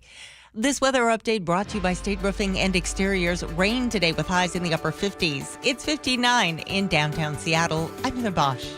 Your best source for local news, serving Western Washington and the world with a KIRO Newsradio app. Always streaming live on your smart speakers. You're listening to KIRO News Radio, Northwest News. And now, it's time for the Jake and Spike Show on KIRO News Radio. With your hosts, Jake Skorheim and Spike O'Neill. Yes, that's me. And him. It's us. That's us. All right, welcome back to the show. Jake Skorheim here, Spike O'Neill there. Lots of stuff to get to. Mike Lefko from 710 Seattle Sports joins us. It feels like it was just a couple days ago that Mike was in studio, back in action, talking about the Seahawks. And now, a top of the hour? Pretty exciting. A top of the hour segment? You've been promoted. Wow. Feel honored here. Yeah, we listen to that. You should see that reflected in your pay stub coming up. I can't wait. Very exciting for you. Lucky man. Big day today. You're actually going to be getting paid less. No pressure, by the way. Sorry about that. Yeah. All right, let's talk a little bit about this. There's a couple things really exciting talking about sports-wise. Even if you're not like a huge sports person, the Seahawks are kicking A, and people are loving it, so we'll talk about that. There is more sports gambling allegations in Major League Baseball, and we will talk about that in just a second, and then we're going to get into an argument. Oh, an argument. You get to be part of it. A pre-planned argument. Okay. A pre-planned argument. Well, we started arguing before the show. Okay. And then we said, let's just hold on. Save it. Let's save it for the air. Let's fight in front of the kids, we said. Yeah. Our officials who are officiating these different sports, NBA, NFL, whatever, are they paid enough? So we'll talk about that in just a minute. Let's start with Seahawks. They played the Cardinals yesterday. That first half was like as good a looking team as you could possibly have. Tell us about your reaction to that. Yeah, they just came out and the defense absolutely dominated in all facets. And I think the entire game, the sloppiness of the offense in the third quarter kind of takes away from it. But to just come in and completely blitz the Cardinals and throw them off guard, never let them get comfortable. I mean, our station's been talking about it all this morning. That Cardinals offense just looked completely out of it. They looked overwhelmed. They look, I'm not going to say they look scared, but they did look. They looked frightened? They looked shell-shocked. They looked frightened. I'm not going to say scared, but yeah, frightened. There you go. Another word for scared. There you go. They look spooked because we just got past Halloween. So there you go. All those words to say the Seahawks defense completely threw them out of their rhythm. The 2 forced fumbles that led to touchdowns that we just heard the highlights of. Can you talk about how do you respond for that? a second? Can you talk about how rare that was? Because that doesn't really happen much. It was rare for the Seahawks, so the defense had not forced a fumble all season, which was a strange aberration because the defense has been very good. Yeah. So, okay, you get that first one. Cool. Defensive touchdown. You get some breathing room. It's 14-0. Then it's 21-0. And then, the same result, the same two players. The same setup, We've heard that it's not the exact same play. Maybe it looked the same, like, hey, Tyrese Knight comes on pressure, DeMarcus Lawrence scores. It was not the same play called defensively, but the exact two culprits who did it earlier do it again. And then I'm expecting them to do it a third time. Every play, I'm like, why can't every drive end that way then? If that's how it happened twice in a game. Nice. I don't think I've ever seen that. It's like teaching a kid to fish and go into a stocked pond where somebody puts the fish on your kid's hook.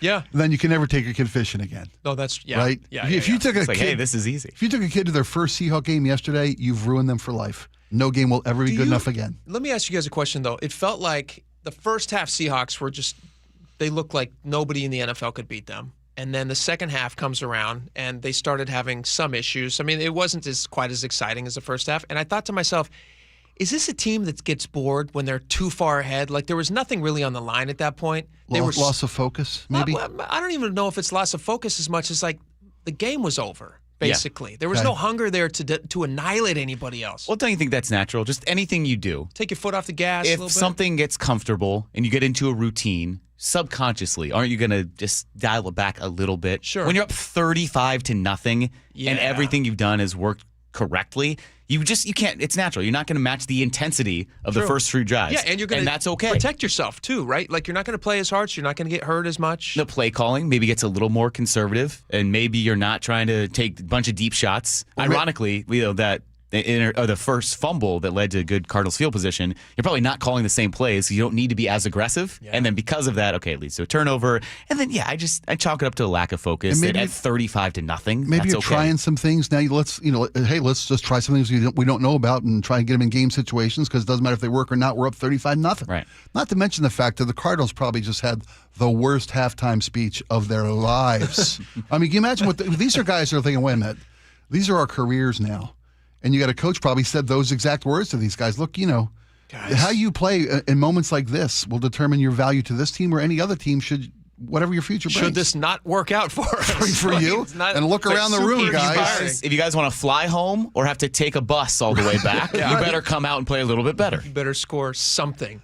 How far do you think the Seahawks are going to go? I mean, is it just sky's the limit at this point? This week will go a long way. Right. Rams, Seahawks, who have played like the best two teams in the NFL. Both of them have played like the best two teams in the NFL right now. Certainly in the NFC. In the AFC, a lot of teams gone through their ups and downs. The Bills somehow lost to the Dolphins. So that's why, getting onto that tangent, I want to push back about people who have said, well, the Seahawks haven't beaten anyone. The Seahawks haven't played anyone good yet. Well, in the NFL, bad teams win all the time. The Panthers beat the Packers 2 weeks ago. The Dolphins came in and dominated the Bills. The Dolphins are not a good team. The Bills kind of thought of to be the best team in the AFC. They had come off a win over the Chiefs the week before. So, okay, the Seahawks haven't beaten a, quote, good team. But the two teams they've most recently played, the Commanders and the Cardinals, they have just dominated them. Yeah. So what else are you supposed to do? The alternative would be that they look bad and struggle. So they look great to this point. Now, yes, the Rams will be a different test, and you'll get a great kind of measuring stick about what this team could actually do in the postseason. I don't think there's any doubt about this season. This season's gone well and has a chance to be a productive playoff season, probably a division-winning season. But the Rams game says, all right, are you going to win the division, and are you going to make some noise in the playoffs? I'm going to play this cut just because it's so fun to hear, but this is Lawrence's second defensive touchdown. Oh, if my audio was on, that's my fault. Here we go. Brissett gets hit again. Ball bounces. Are you kidding me? It goes to D-Law again. Another touchdown. Seahawks. Holy catfish. Lightning strikes twice for the Seahawks defense. I love how you can hear Rabel there, and you can even hear Wyman in the background like, geez Louise, what's going on We're going to here? give him grief for that coming up at 2. Really? Because that's the best part of good grief. Good. Yeah. That's the best part of football for joking me, man. hilarity of Dave, you were excited. And it's good to have him like that. Yeah, There's nothing like your guys calling for your team. Mm-hmm. You know, we talked about this a lot down the stretch with the Mariner with run. all the national broadcasting who just had done all the Blue Jay homework and none of the Mariner homework. But you get your guy who knows your team and loves your team and is rooting for your team, even though it's you're professional broadcasters, blah blah. But when Rabes loses his mind like that, it's the greatest. Yeah. Well, we just make fun of Wyman because he tries so hard to not interrupt the call, which, he's a good color analyst. He knows the role of the analyst is to not jump on the play-by-play guy's call. But sometimes you can't help yourself, something like that. So it's more of when something that good happens, we kind of like play the clip over and over of like, Wyman. And he's trying so hard, so sometimes you hear like a, oh, or like a, oh, because he doesn't want to jump all over Steve Rabel's call. I love But that Wyman. comes out. Yeah. Wyman's the best. He's so great. All right. Let's talk a little bit about this other controversy that's let's talk about this controversy that's happening in Major League Baseball right now. 2 pitchers from the Guardians have now been indicted for their part in they've been accused of gambling on the games.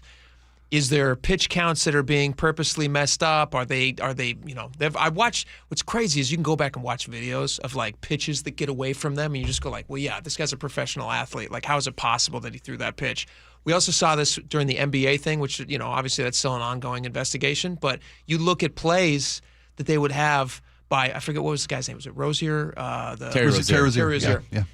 You go like, how is a professional basketball player missing a shot to that extent? Right, throwing up an air ball. Yes, and then or, you go, or okay, a blind pass to nobody. to no one. Absolutely. So, what's your take on this, and how does it affect America? Well, the baseball one's particularly kind of insidious because you can see how easy it is to affect a bet or an inning or anything. And with prop betting being so prevalent, it feels like this is only the tip of the iceberg what could happen. So in the Class A situation specifically, that's an all-star closer, one of the best closers in baseball.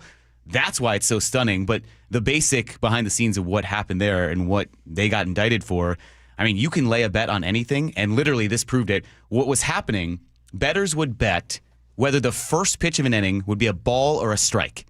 That's it. That's all you have to bet on. And you can bet hundreds of thousands of dollars. And because they got in with Class A, the pitcher on the mound right there, They said, hey, we're betting. No, he's been indicted. I mean, it's he's not convicted. It's still allegedly. It's pretty obvious. We learned from our legal department that we should say alleged a lot more. You're right. We were told to say it 3 times. Allegedly, allegedly, good point. allegedly. I'm not on the news side. That's a very good point. Okay.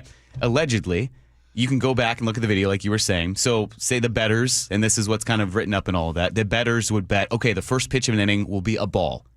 Class A throws a ball. And then you probably see the big payouts happen, and that's what they've tracked down. And that's how easy it is in these sports like basketball or baseball to affect a game. So it is scary about the potential of what could happen and what might still be uncovered. What's crazy about baseball is there's so many plays that are happening that are tiny, tiny little things that totally could be thrown away as like, oh, one got away from him, whatever. But you're right. When somebody could be placing, think about how tempting that would be. Mm-hmm. If you're a professional athlete who you don't know how long your career is going to be, maybe you've not been smart with money, maybe you get caught up in something that you don't plan on getting caught up into. Somebody says, hey, you know what? You throw a ball, your problems go away. Because you throw balls all the time that you're like angry that they called a ball, but it still gets called a ball, even though you're trying to throw a strike. And so this way, you just happen to throw it outside a tiny little bit, $200,000 to your pocket, or it fixes a problem that you maybe had before.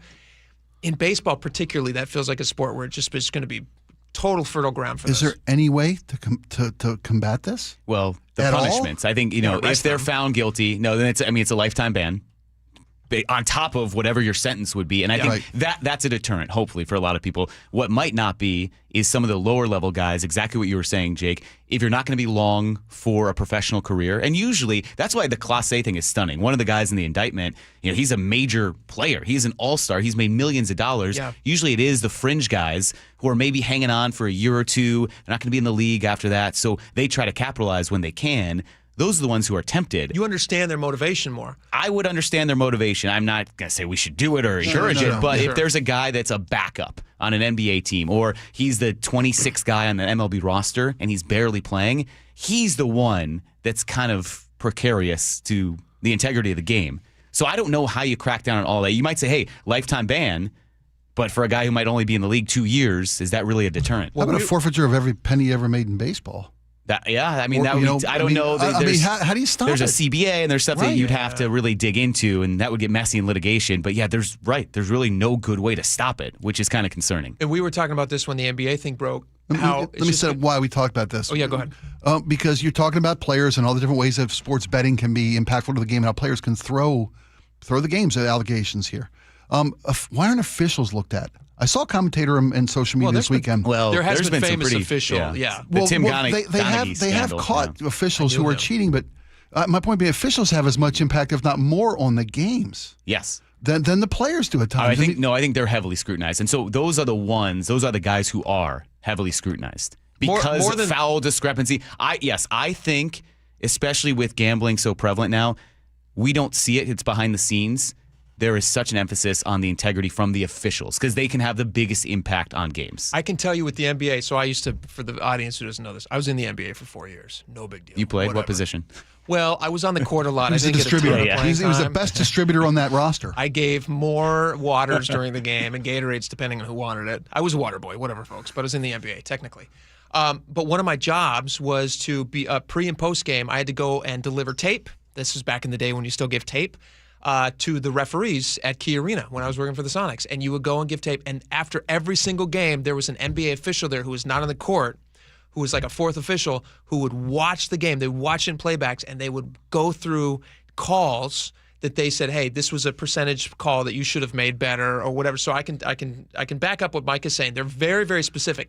Now, ironically, Donaghy, right, Tim Donaghy? Yeah. He was a referee at the time that I was working for the NBA, and if I had to go back and look at one guy's behavior in retrospect, that I could have looked back on again and been like, hey, this guy certainly seemed to be a little more intense than the rest of the referees that I was dealing with, or like treated things in a little different way, I probably could have identified him as a guy that would have been interesting to look at. Yeah, I think because officials can so easily impact a game, they've always been heavily scrutinized, whether it's an umpire calling balls and strikes. And we've seen some egregiously bad calls. The World Series was littered with that gets monitored so much, calls. and everything that Jake just said, that officials, they can have such an impact. I think the player thing is kind of new to come to terms with because you're just thinking of the natural course of a game.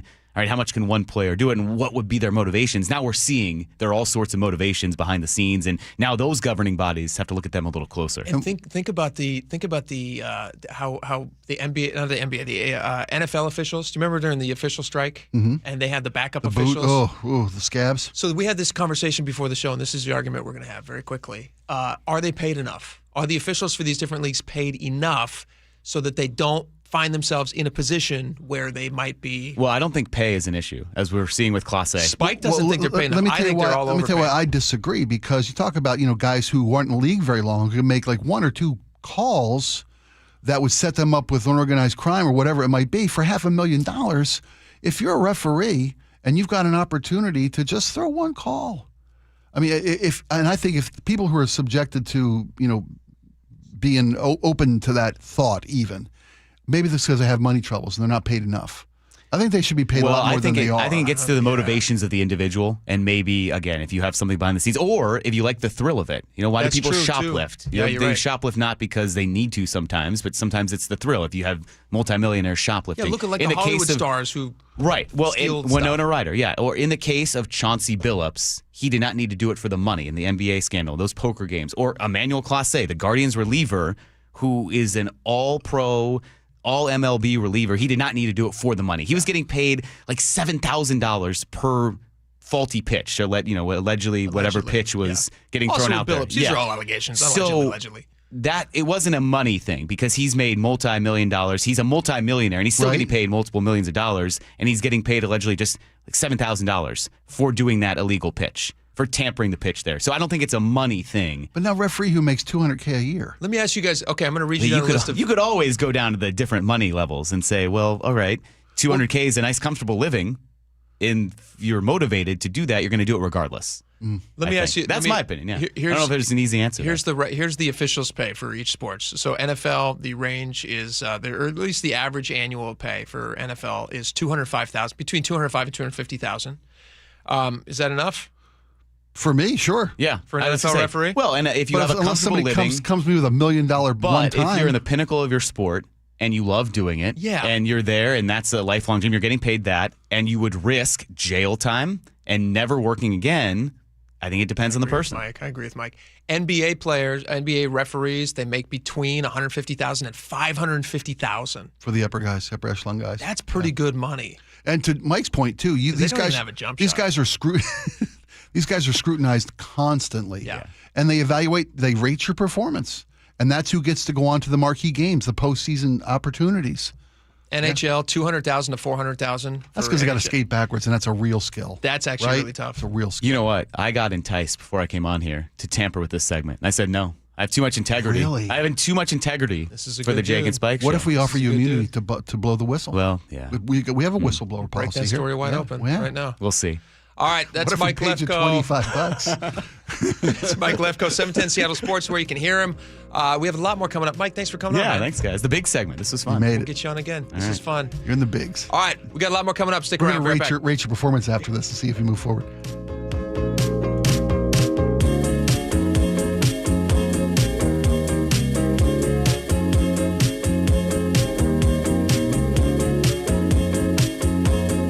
This hour is brought to you by Insulation Northwest. Are you kidding me? Another touchdown!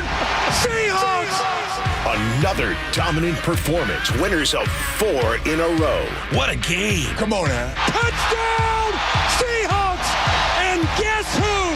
Jackson, Smith, and Jigba. What we're building here, we all feel like we have something special. Mike McDonald walked into Lumen Field yesterday and said, let me get my belt. KIRO News Radio 97.3 FM, the home of the Seahawks. Oh no, stomach issues again? Stomach issues? Who are you? Your pancreas. I could be the real reason for your diarrhea, gas, bloating, stomach pain, or loose oily stools. I thought it was my stomach. People often do, but any of these symptoms could mean having a condition called exocrine pancreatic insufficiency, or EPI. With EPI, the pancreas doesn't release enough enzymes to break down food, but EPI is manageable. Use the symptom checker on identifyepi.com and speak with your doctor. That's identifyepi.com. Sponsored by AbbVie. It all comes down to this, folks. Yep, the entire season is on the line. But my throat has officially thrown in the towel. Sounds like you need Vicks VapoCool drops. Their max strength and vaporize sore throat pain. Whoa! These VapoCool drops hit fast. Speaking of fast, did you just see that play? Yeah, he vaporized that ball. That pun should have come with a penalty. Vaporize sore throat pain with Vicks VapoCool drops. Use as directed. I'm Ed Evans, CEO of Consumer Cellular. Ever wonder why Big Wireless wants you on an unlimited plan? They probably want you to cover the cost of those 20-somethings using all that data every month. But most people 50 and up like me only use 12 gigs or less. Don't get bamboozled by Big Wireless. Switch to Consumer Cellular. Our plans start at just $20, and we use the same towers as the big guys. Join the millions who choose something better, because if you're not using all that data, you're probably getting used. Call 1-888-FREEDOM, visit consumercellular.com/fax or a store near you. Plans include $5 credit for auto pay and e-billing. See site for additional facts. Ready to order? Yes. We're earning unlimited 3% cash back on dining and entertainment with the Capital One Saver Card. So let's just get one of everything. Everything? Fire everything. The Capital One Saver Card is at table 27, and they're earning unlimited 3% cash back. Yes, Chef! This is so nice. Had a feeling you'd want 3% cash back on dessert. Ooh, tiramisu. Earn unlimited 3% cash back on dining and entertainment with the Capital One Saver Card. Capital One, what's in your wallet? Terms apply. See CapitalOne.com for details. Did you know in Washington State, you can see a physical therapist without a referral from your doctor? That's right. Thanks to Direct Access, you can skip the wait and get the care you need right away. Shannon O'Kelly, how has Direct Access changed the game? Direct Access for us, Brock, is a game changer. Why? Is because there is so much research and data out there that says if you get in early when you have a musculoskeletal problem or an injury, the earlier you get in and we can start care, the better outcomes and the decreased downstream cost, okay? So it's so important. Our providers are all doctors of physical therapy. They're all trained to identify situations and problems. They've got the skill, they've got the talent, they've got the knowledge. If you get in and start therapy early, we're going to get you back to activity, pain-free, and moving and having fun. Fast, easy, effective. Direct Access is your path to better movement, starting with a single step. Visit irgpt.com to schedule your appointment today. irgpt.com. Finding great candidates to hire can be like, well, trying to find a needle in a haystack. Sure, you can post your job to some job board, but then all you can do is hope the right person comes along, which is why you should try ZipRecruiter for free at ziprecruiter.com/radio. ZipRecruiter doesn't depend on candidates finding you. It finds them for you. Its powerful technology identifies people with the right experience and actively invites them to apply to your job. You get qualified candidates fast. So while other companies might deliver a lot of hay, ZipRecruiter finds you what you're looking for. The needle in the haystack. See why 4 out of 5 employers who post a job on ZipRecruiter get a quality candidate within the first day. ZipRecruiter, the smartest way to hire. And right now, you can try ZipRecruiter for free. That's right, free at ZipRecruiter.com/radio. That's ZipRecruiter.com/radio. ZipRecruiter.com/radio. Your old furnace ain't nice, and your toes are like ice. DayandNight.net. This month, Day and Night gives you a free furnace with the installation of an AC or heat pump. If you're not sure your furnace will make it through another winter, call us to install a proper, long-lasting, efficient heating system backed by our lifetime workmanship guarantee, so you won't be left out in the cold. Install an AC or heat pump and get a free furnace from Day and Night Plumbing, Heating, Cooling, and Electric. DayandNight.net. Life's expensive enough, isn't it? Groceries, gas, kids' activities. Sometimes your roof needs replacing, but your budget says not now. Hi, I'm Justin Shirley, CEO of State Roofing and Exteriors. We want to help with an offer to lift that weight off your shoulders. Get 0 down, 0 payments, and 0 interest for up to 24 months. Or save up to $3,000 on a new roof today. Call 866-ROOF-ROOF or visit stateroofing.com.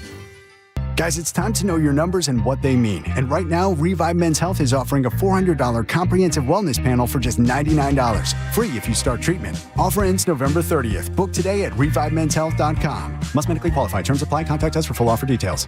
KIRO News Radio, 97.3 FM, Northwest News. Now, the latest from KIRO News Radio and mynorthwest.com. Good afternoon. I'm Aaron Granillo. On day 41 of the government shutdown, the Senate is moving closer to a deal that could reopen the government. CBS's Caitlin Huey-Burns reports 8 Democrats have broken ranks to advance a spending bill. It does not include an extension of the Affordable Care Act subsidies, which had been a key demand from Democrats.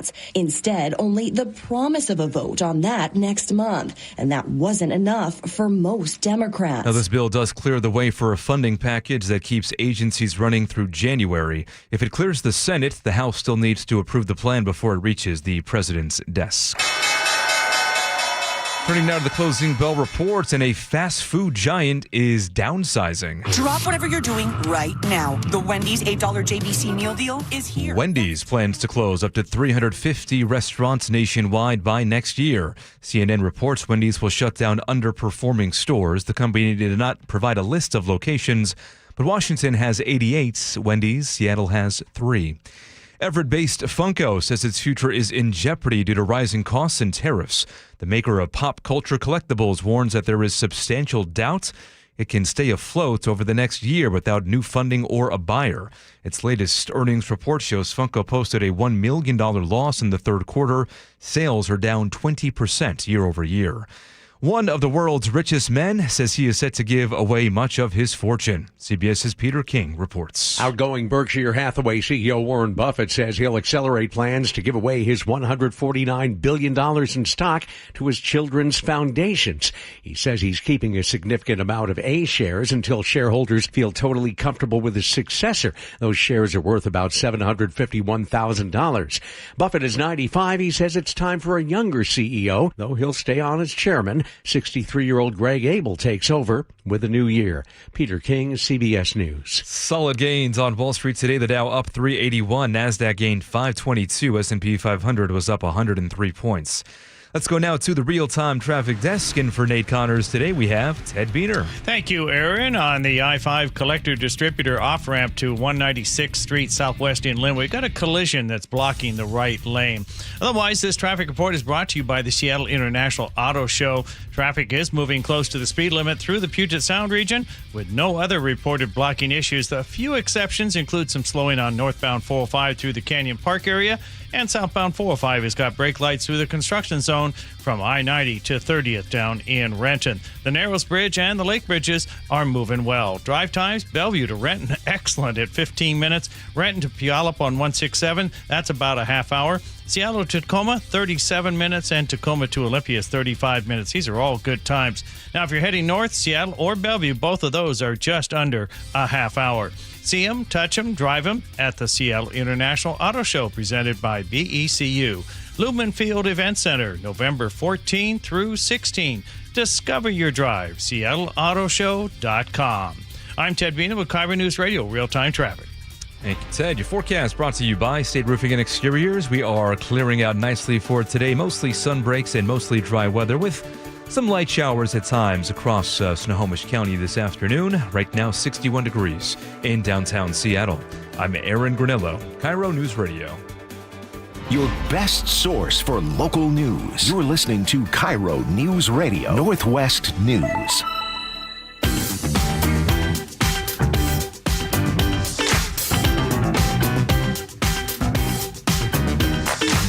Welcome back to the show. All right, this is going to be a fun conversation. If you grew up here locally, I assume these are everywhere in the country as well. So if you grew up anywhere in the United States, this story's for you. Red Robin is closing a bunch of locations. Red Robin, I can't really emphasize to you how much I loved Red Robin as a kid. It was kind of the only restaurant that we went to. There was 2 restaurants we went to as a child. 3. Scratch that, 3. We went to a place called Azteca, which is still around. They still have. We also went to a place called, oh my gosh, I'm going to butcher this name. I'm not remembering. It's on the tip of my tongue. Mick something? Mick. Sorry. No. Wandy's? No, it was a sit down. It was a sit down, and it was like a steak place, and it was Black Angus. Black Angus. Black Angus. Yes. Yeah. Boy, Black Angus. Glad you didn't mess that one up. Do you remember Black Angus? Yeah, I mean that was big for me as well. Yeah. That was big Stuart for you Anderson, as well. right? Yeah. Oh, that's right. Stuart Anderson's Black Angus. You bet.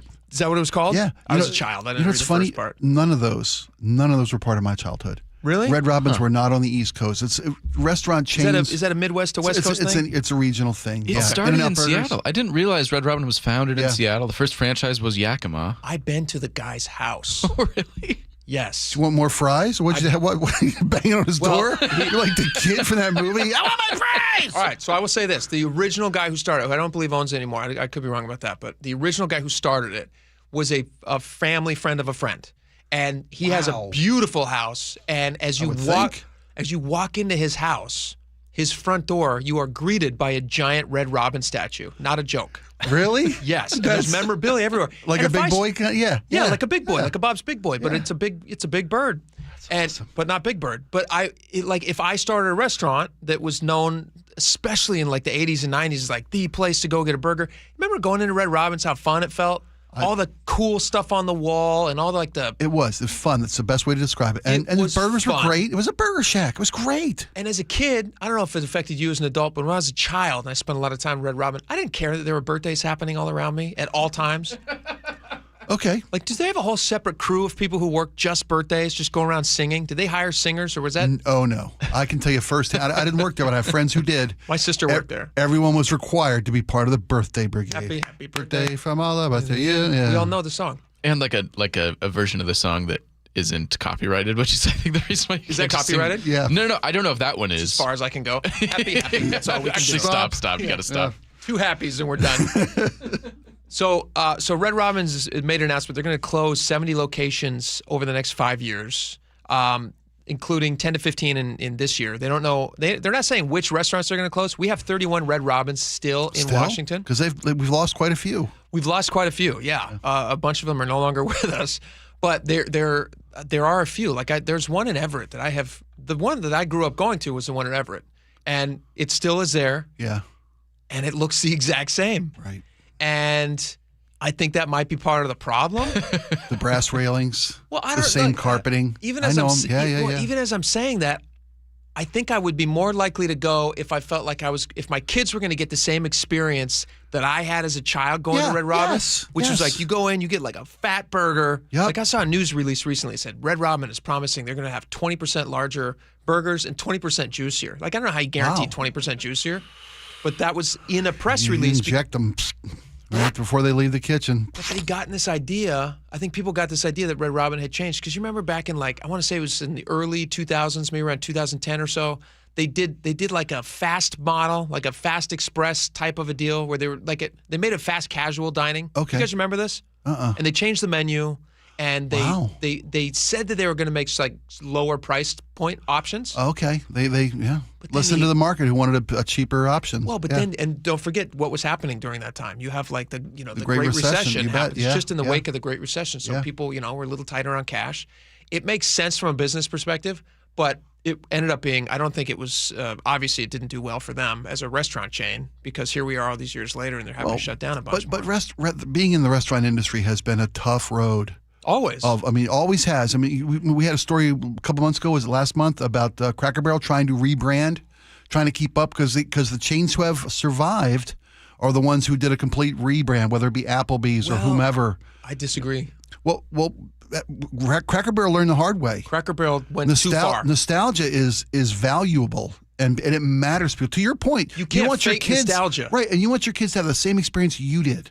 Yes. Right? Yes.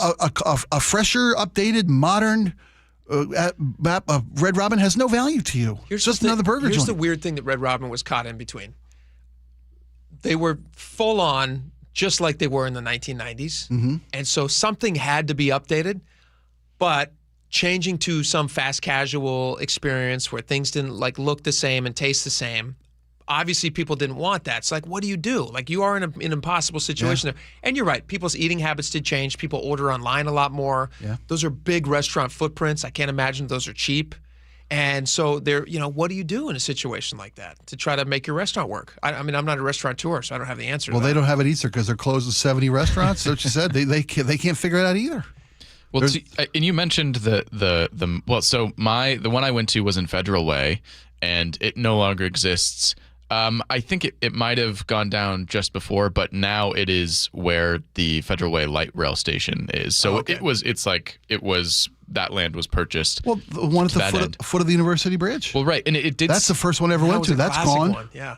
It seemed like they had really, tied their wagon to the success of malls, and that hasn't really, not all of the malls are really what they used to be, in large part because of Amazon and people doing online shopping, as you said. Well, it's funny because the one I can still think that I know where it is the one at Northgate. Yeah. The mall didn't survive, but the damn Red Robin did. Good for that. Right? That one's still there. And I guess because they're building a city around Northgate. What was Northgate Mall? Mm-hmm. Is going to be like massive multifamily high density living. Red Robin's going to thrive there. Well, you would hope so. I would hope so. They'd be successful. Well, the burgers are 25% juicier.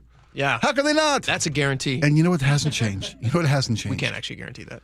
Fries, bottomless fries. They still have bottomless fries, steak cut fries. That's what I was excited. I just went and looked at their menu because I haven't eaten there in a long time. I would like to take my kids there and see what that experience is like. Do it. Write it off. You talk about it on the show, you can write it off. There you go. The last time we went in, I want to say was probably, my kids were a lot younger, but it was probably like 3, 4, 5 years ago. They had screens on the tables where you could order things at the tables. I had that same hate that. I had the same experience. You could play like little video games too. It was kind of the worst. You're right. Don't talk to your family. Don't interact with the waitress. Here. I honestly, not enough screen time. I got angry. I was angry that they gave that as an option. Like, we're trying to, we talk about it on the show. Like, I'm trying to keep my kids away from screens as much as possible. And then you sit down in a restaurant. They go, "Here's a screen for you, kid." You're like, "What are you doing? Just serve a burger." When I was a kid, you know what you got? If you were lucky, you got 4 crayons and a piece of paper. Right. 4 red, blue, green, yellow, and they weren't always unbroken. Sometimes they were leftovers from somebody, and they were in an ashtray. Crayon chips. And you were happy to have them. Or the tablecloth was paper was the best. I love that. It was the best. We still, They've updated it now. We still do that at my house. No, I'm serious. Ashtrays of crayons? Yes. No, I'm kidding. No, we have white paper, like a big roll of white paper, like 5 foot across, right? And Melissa will roll out paper whenever the family's coming over. For children, not when it's just you and for her. Us, for just the 2 of us. It's great. We play hangman. We just write messages to each other. No, but we, some of the, sometimes we have a whole thing, a folder of like doodles people made or notes people said. And we saved them. Yeah. That's a great idea. I feel like I don't have a lot of experience running a restaurant, but I feel like with the 3 of us, just with our general understanding of burgers, what people want, sitting down at restaurants, right? if you gave us control of the remaining 498 locations of Red Robin's, we wouldn't have to close as many. We'd make it work. I think we could make it work. Institutional knowledge. Get back to the basics. Multi-generational institutional knowledge. We would have made the burgers 26% juicier. Right. we wouldn't have stopped at 20. That's where Losers stop at 20. Was it 20? I was Losers stop at 20. 26. You're going to leave your burger experience difference maker. Soaking wet. And bottomless napkins. Bottomless napkins, bottomless fries. You're going to be so wet when you leave Red Robin's from the juicy burgers. Oh, this took a weird turn. All right. Let's get away from this as fast as possible. Tell me the next safe place to take your kids. All right. We have some pilot stuff. We're talking about... the airlines. There was a viral thing that happened on a Delta flight. This pilot got on and was talking about his kid and ice cream or something. Anyway, we'll play that for you and see if this would make you feel more comfortable on a plane. Coming up. The Closing Bell is brought to you by Trajan Wealth Management. Are you kidding me? Another touchdown! Seahawks! Another dominant performance. Winners of 4 in a row. What a game. Come on now. Touchdown! Seahawks! And guess who? Jackson Smith and Jigba. What we're building here, we all feel like we have something special. Mike McDonald walked into Lumen Field yesterday and said, let me get my belt. KIRO News Radio 97.3 FM, the home of the Seahawks. If you're one of the millions of Americans behind on your taxes, if you're afraid to open your mail because IRS collection letters could be coming, listen carefully. The IRS is cracking down, taking paychecks, freezing bank accounts, revoking passports. That's a fact. But here's what most people don't know. There are official tax relief programs designed to help struggling taxpayers. Programs that could save you thousands if you qualify. No one knows these programs better than the experts at Optima Tax Relief. Optima's award-winning team will fight to protect your paycheck, your passport, and your property. Their tax attorneys and licensed tax professionals will work tirelessly to get you the best deal possible with the IRS. Every day, penalties and interest keep piling up, so don't wait. Call Optima now for a free consultation. Call 800-783-8055. That's 800-783-8055. 800-783-8055. Optima Tax Relief. Some restrictions apply. For complete details, please visit OptimaTaxRelief.com. This is the story of the one. As a custodial supervisor at a high school, he knows that during cold and flu season, germs spread fast. It's why he partners with Grainger to stay fully stocked on the products and supplies he needs, from tissues to disinfectants to floor scrubbers. All so that he can help students, staff, and teachers stay healthy and focused. Call 1-800-GRAINGER, click Grainger.com, or just stop by. Grainger, for the ones who get it done. This is the story of the one. As a custodial supervisor at a high school, he knows that during cold and flu season, germs spread fast. It's why he partners with Grainger to stay fully stocked on the products and supplies he needs, from tissues to disinfectants to floor scrubbers. All so that he can help students, staff, and teachers stay healthy and focused. Call 1-800-GRAINGER, click Grainger.com, or just stop by. Grainger, for the ones who get it done. Health insurance is broken, but it doesn't have to be. That's why Scan Health Plan was founded as a nonprofit, so we can create Medicare Advantage plans that focus on the real needs of seniors. We've been people first since 1977, and we're here to make Medicare work hard for you, because you deserve more than a broken system. You deserve a plan that fights for you. Visit scandifference.org to learn more. Scan Health Plan is an HMO plan with a Medicare contract. Enrollment in Scan Health Plan depends on contract renewal. Time is running out to save 20% during the Bob's Heating preseason furnace sale. Now through the end of the month, save big on home comfort systems, generators, water heaters, and more. Plus, take advantage of 12-month interest-free financing and get your home winter ready before the chilly season starts. Trust the team voted best in the Pacific Northwest to be your dedicated home comfort company. Call Bob's today. Bob's Heating and Air Conditioning. Call Bob. When you walked through your kitchen this morning, what'd you see? Did it make you happy? Hi, I'm Chad Cicchini, owner of Heritage Homecraft. Well, I want to make you happy. We'll custom build you all new cabinet doors and drawer fronts, and using our exclusive 1/4-inch solid wood refacing process, transform your existing cabinets into a beautiful new kitchen. Add a custom quartz countertop, change things up a bit, add some more cabinets, install some cool new features like soft close drawers and sliding shelves, whatever you like. We'll help you to create the new kitchen you'll be proud of. All in about a week, and all with way less mess, hassle, time, and expense than to tear out. Stop waiting. For 18 years, we've been honored to serve thousands of happy customers, and we'd love to serve you. Call today, and I'll get one of our pros to come out and show you how easy and comfortable it'll be to get going on your new kitchen. Heritage Homecraft, 425-485-1600, 425-485-1600, or heritagehomecraft.com.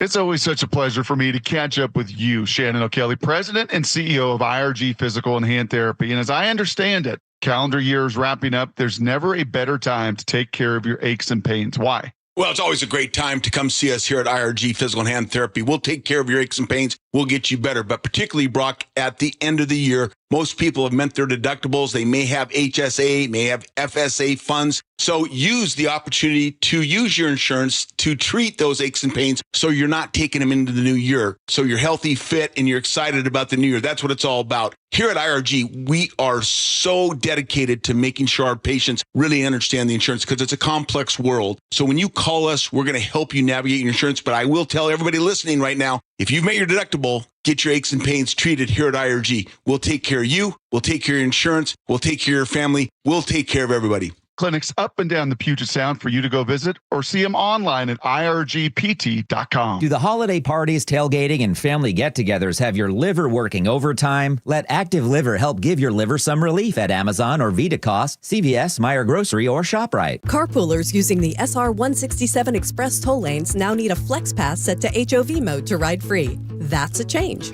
Having Good to Go always costs less than pay by mail. That is not a change. Learn more at goodtogo167.com. A 15-year-old girl who chewed through a rope to escape a serial killer. I used my front teeth to saw on the rope in my mouth. The killer prowled the Pacific Northwest in the early 70s. He's been convicted of murdering 2 young women, but suspected of many more. Maybe there's another one in that area. Follow and binge all episodes of Stolen Voices of Dole Valley. Available now, wherever you listen. All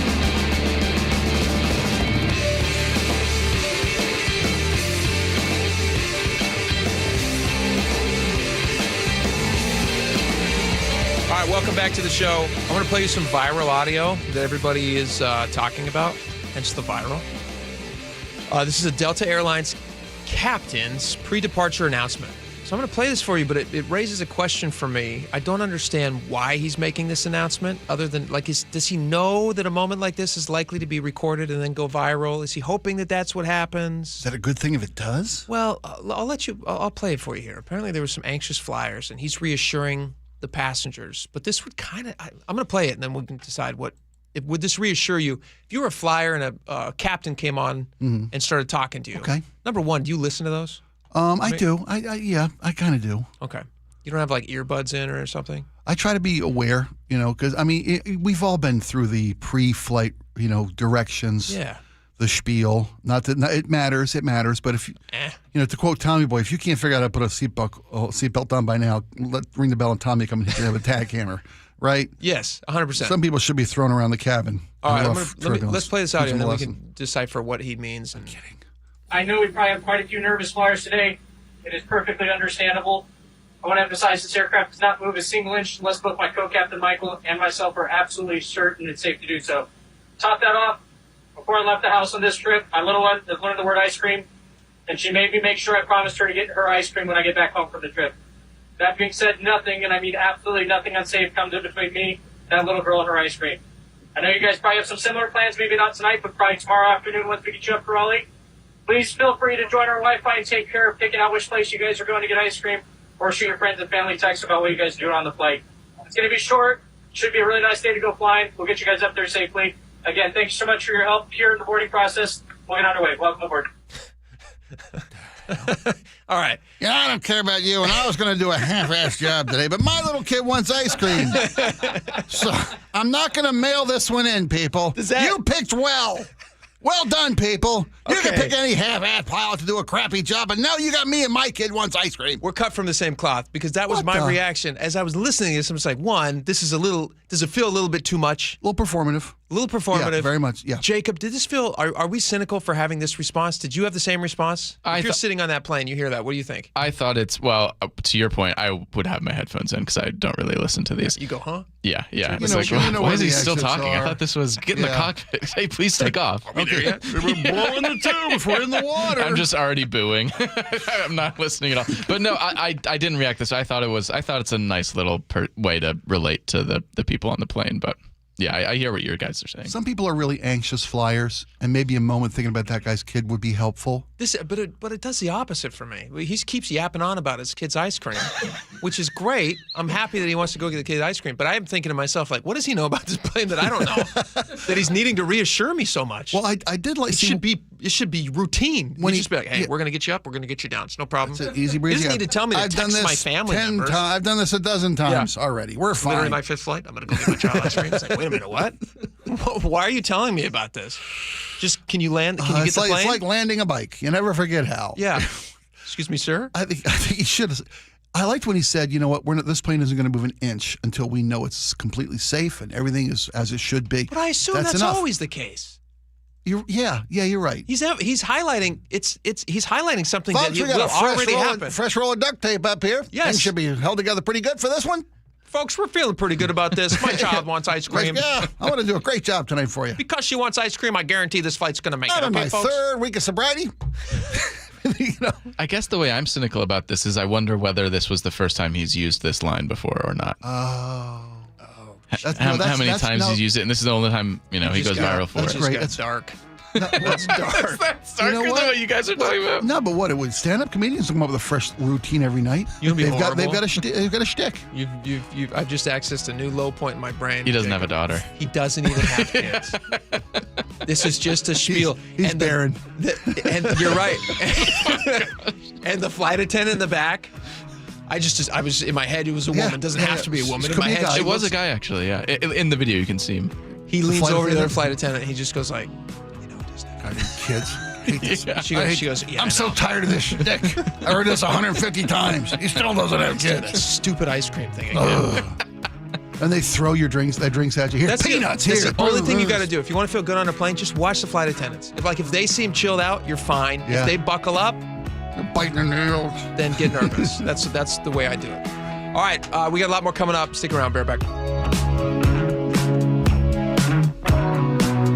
Seattle's morning news. Hi, I'm Charlie Hargan. And I'm Amanda Factor. Another round of ballots dropped. Join us tomorrow for the latest on the race for Seattle mayor. What needs to happen for the government to reopen? We'll ask New York Times investigative reporter David Farenthold about that. He's also covering the decline of the country's biggest environmental organization.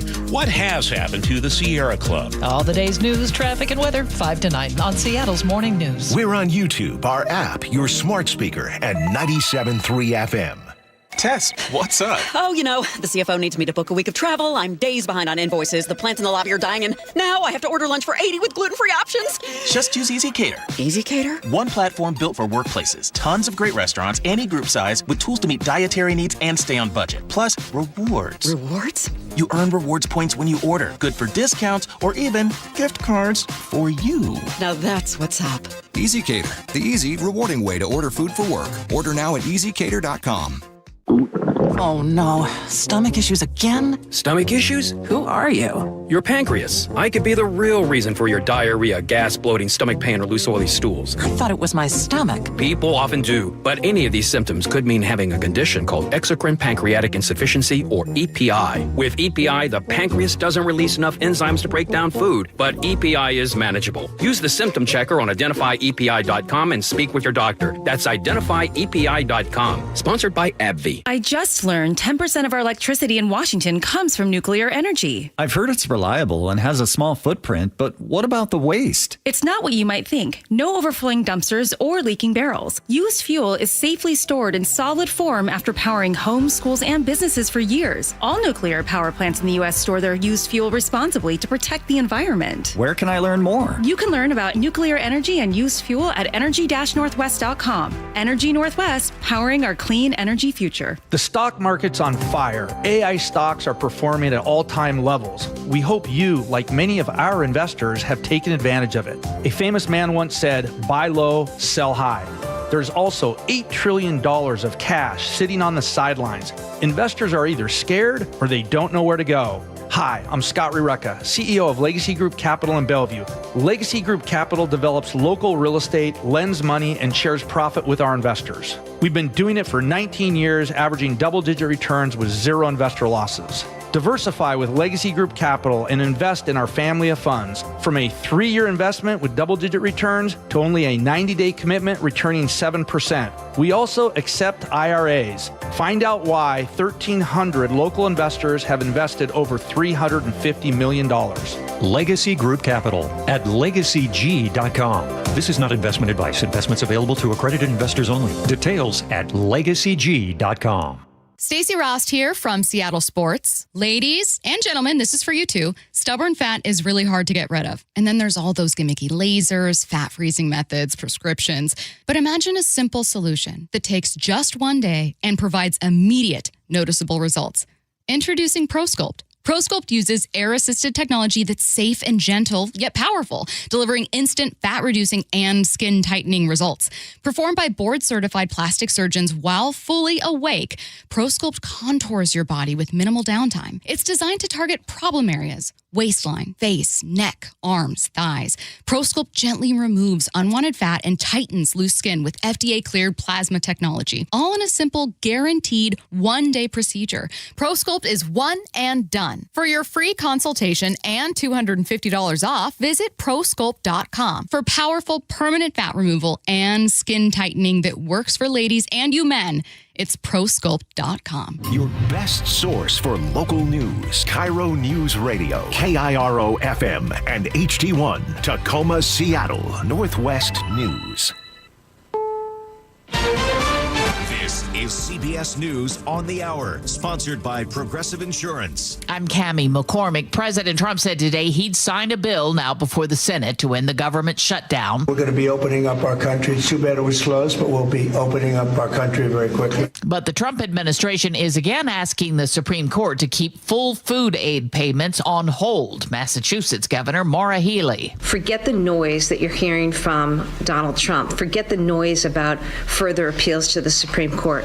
I want you to know, because of the actions that we took, your SNAP benefits have been restored to your cards. Some Democrats joined the Republicans on the measure, but that's causing some friction in the Democratic Party, as Hunter Woodall reports. This package, as we look at the details, the compromise would essentially help fund that federal food aid that is so critical to many around the country, but there's still contention about what it will do for these expiring healthcare tax credits that Democrats have been so focused on. So far, it does not seem like this will do much to actually get those expiring tax credits fulfilled or extended, though it does apparently set up a vote for them later on. House Minority Leader Hakeem Jeffries. Of course, there's reason to be deeply skeptical of the administration and their motives. President Trump threatened to dock the pay of air traffic controllers who aren't showing up for work during the shutdown. Chicago was hard hit today, not just by the shortage of air traffic controllers, but some winter-like weather, as Jennifer Kuiper reports. Measurable snow snarled traffic in portions of Chicago and especially in northwest Indiana, which has seen more than a foot of lake-effect snow. Cristiano Bonilla was caught off guard when he left his house in socks and flip-flops. I was like, the road's bad, so I didn't have time to switch shoes, so I just went to the gym, and it was a little bit risky. There have been over 550 cancellations at Chicago's O'Hare and Midway airports due to the weather and government shutdown staffing issues. Jennifer Kuiper, CBS News, Chicago. Meteorologist Grant Gilmore is tracking the cold weather in the south. That colder air diving in with that snow is diving really far to the south, and it will continue to bring in some very chilly temperatures. You've got frost and freeze watches and warnings in effect across the southeast. Tomorrow, you're looking at low temperatures in the 20s. That's well below freezing and very cold for that part of the country, especially this time of the year. Jason Brooks reports stocks finished higher. Investors were in a buying mood on hopes of the shutdown ending soon, with AI stocks leading the rally after that sector was punished last week by profit takers worried about high valuations. The Dow Jones Industrials finished the day 381 points higher, and the NASDAQ Composite Index 522 points higher. This is CBS News. The annual Progressive Keys to Progress program provides vehicles to deserving veterans, helping our heroes drive their lives forward. Learn more at keystoprogress.com. Coming up, a former Pierce County Sheriff's Major accused of DUI heads to court. That's after Ted Biener at the Real-Time Traffic Desk. Thanks, Aaron. This traffic report is brought to you by Global Credit Union. The blocking issue on the I-5 collector distributor off-ramp to 196th in Linwood, that has moved to the right shoulder. All lanes are back open, but on westbound US 2 at Walnut Street, we've got a disabled vehicle that's blocking the right lane. Starting to see some backups there. Elsewhere, traffic is moving well. The only areas of slowing, they include southbound I-5 from 520 into downtown, southbound 405 through the construction zone from I-90 to about 30th in Renton. And we got some braking in both directions of 405 through the Renton curves. Southbound 167 slows a bit from Willis to 15th Northwest. Northbound 167 approaching the Pacific Bridge strike lane restrictions has also got some backups there. And northbound 405 got some slowing as you go through the Canyon Park area. Some drive times, Seattle or Bellevue to Everett, both of those are close to a half hour. If you're heading south, Bellevue to Renton is 20 minutes. Renton to Puyallup is 30 minutes. Seattle to Tacoma, 37 minutes. And Tacoma to Olympia through JBLM, that is 35 minutes. Global Credit Union, where members enjoy no-fee accounts and early payday with direct deposit. Learn more at globalcu.org. I'm Ted Biener with KIRO News Radio, real-time traffic. KIRO News Radio 97.3 FM, Northwest News. Now, the latest from KIRO News Radio and mynorthwest.com. Good afternoon. I'm Aaron Granello. A former Pierce County Sheriff's Major appeared in court today facing 2 counts of vehicular assault to DUI for a crash in Graham. Prosecutors say Chad Dickerson hit an SUV with a family of 6 inside back in July. KIRO 7 TV was in court today as Dickerson's attorney spoke for him. Mr. Dickerson has already completed an alcohol evaluation. He was determined to have no significant problem with alcohol. He's already attended the DUI victim impact panel. Dickerson pleaded not guilty to both counts. His next court date is in December. A jury trial is set for January. From council member to King County executive-elect, Girmay Zahalai is preparing to take over that office come November 25th. KIRO News Radio's James Lynch reports. At just 38 years old, Girmay Zahalai is the youngest person ever elected King County executive. He's also the first immigrant and the first refugee to hold the office. Because of his past, Zahalai says he is sensitive to the needs of marginalized communities, but plans to serve the needs of all of King County. Safer communities, more affordable housing, better health, and a government that earns your confidence every day. Zahalai officially takes office November 25th. James Lynch, KIRO News Radio. In the race for Seattle mayor, there was still no clear front-runner. Incumbent Bruce Harrell leads Katie Wilson by just 4,300 votes. We'll get another round of results at 4 o'clock today. KIRO News Radio's Luke Ducey now remembers a basketball icon in Seattle. And here is lefty Lenny Wilkins.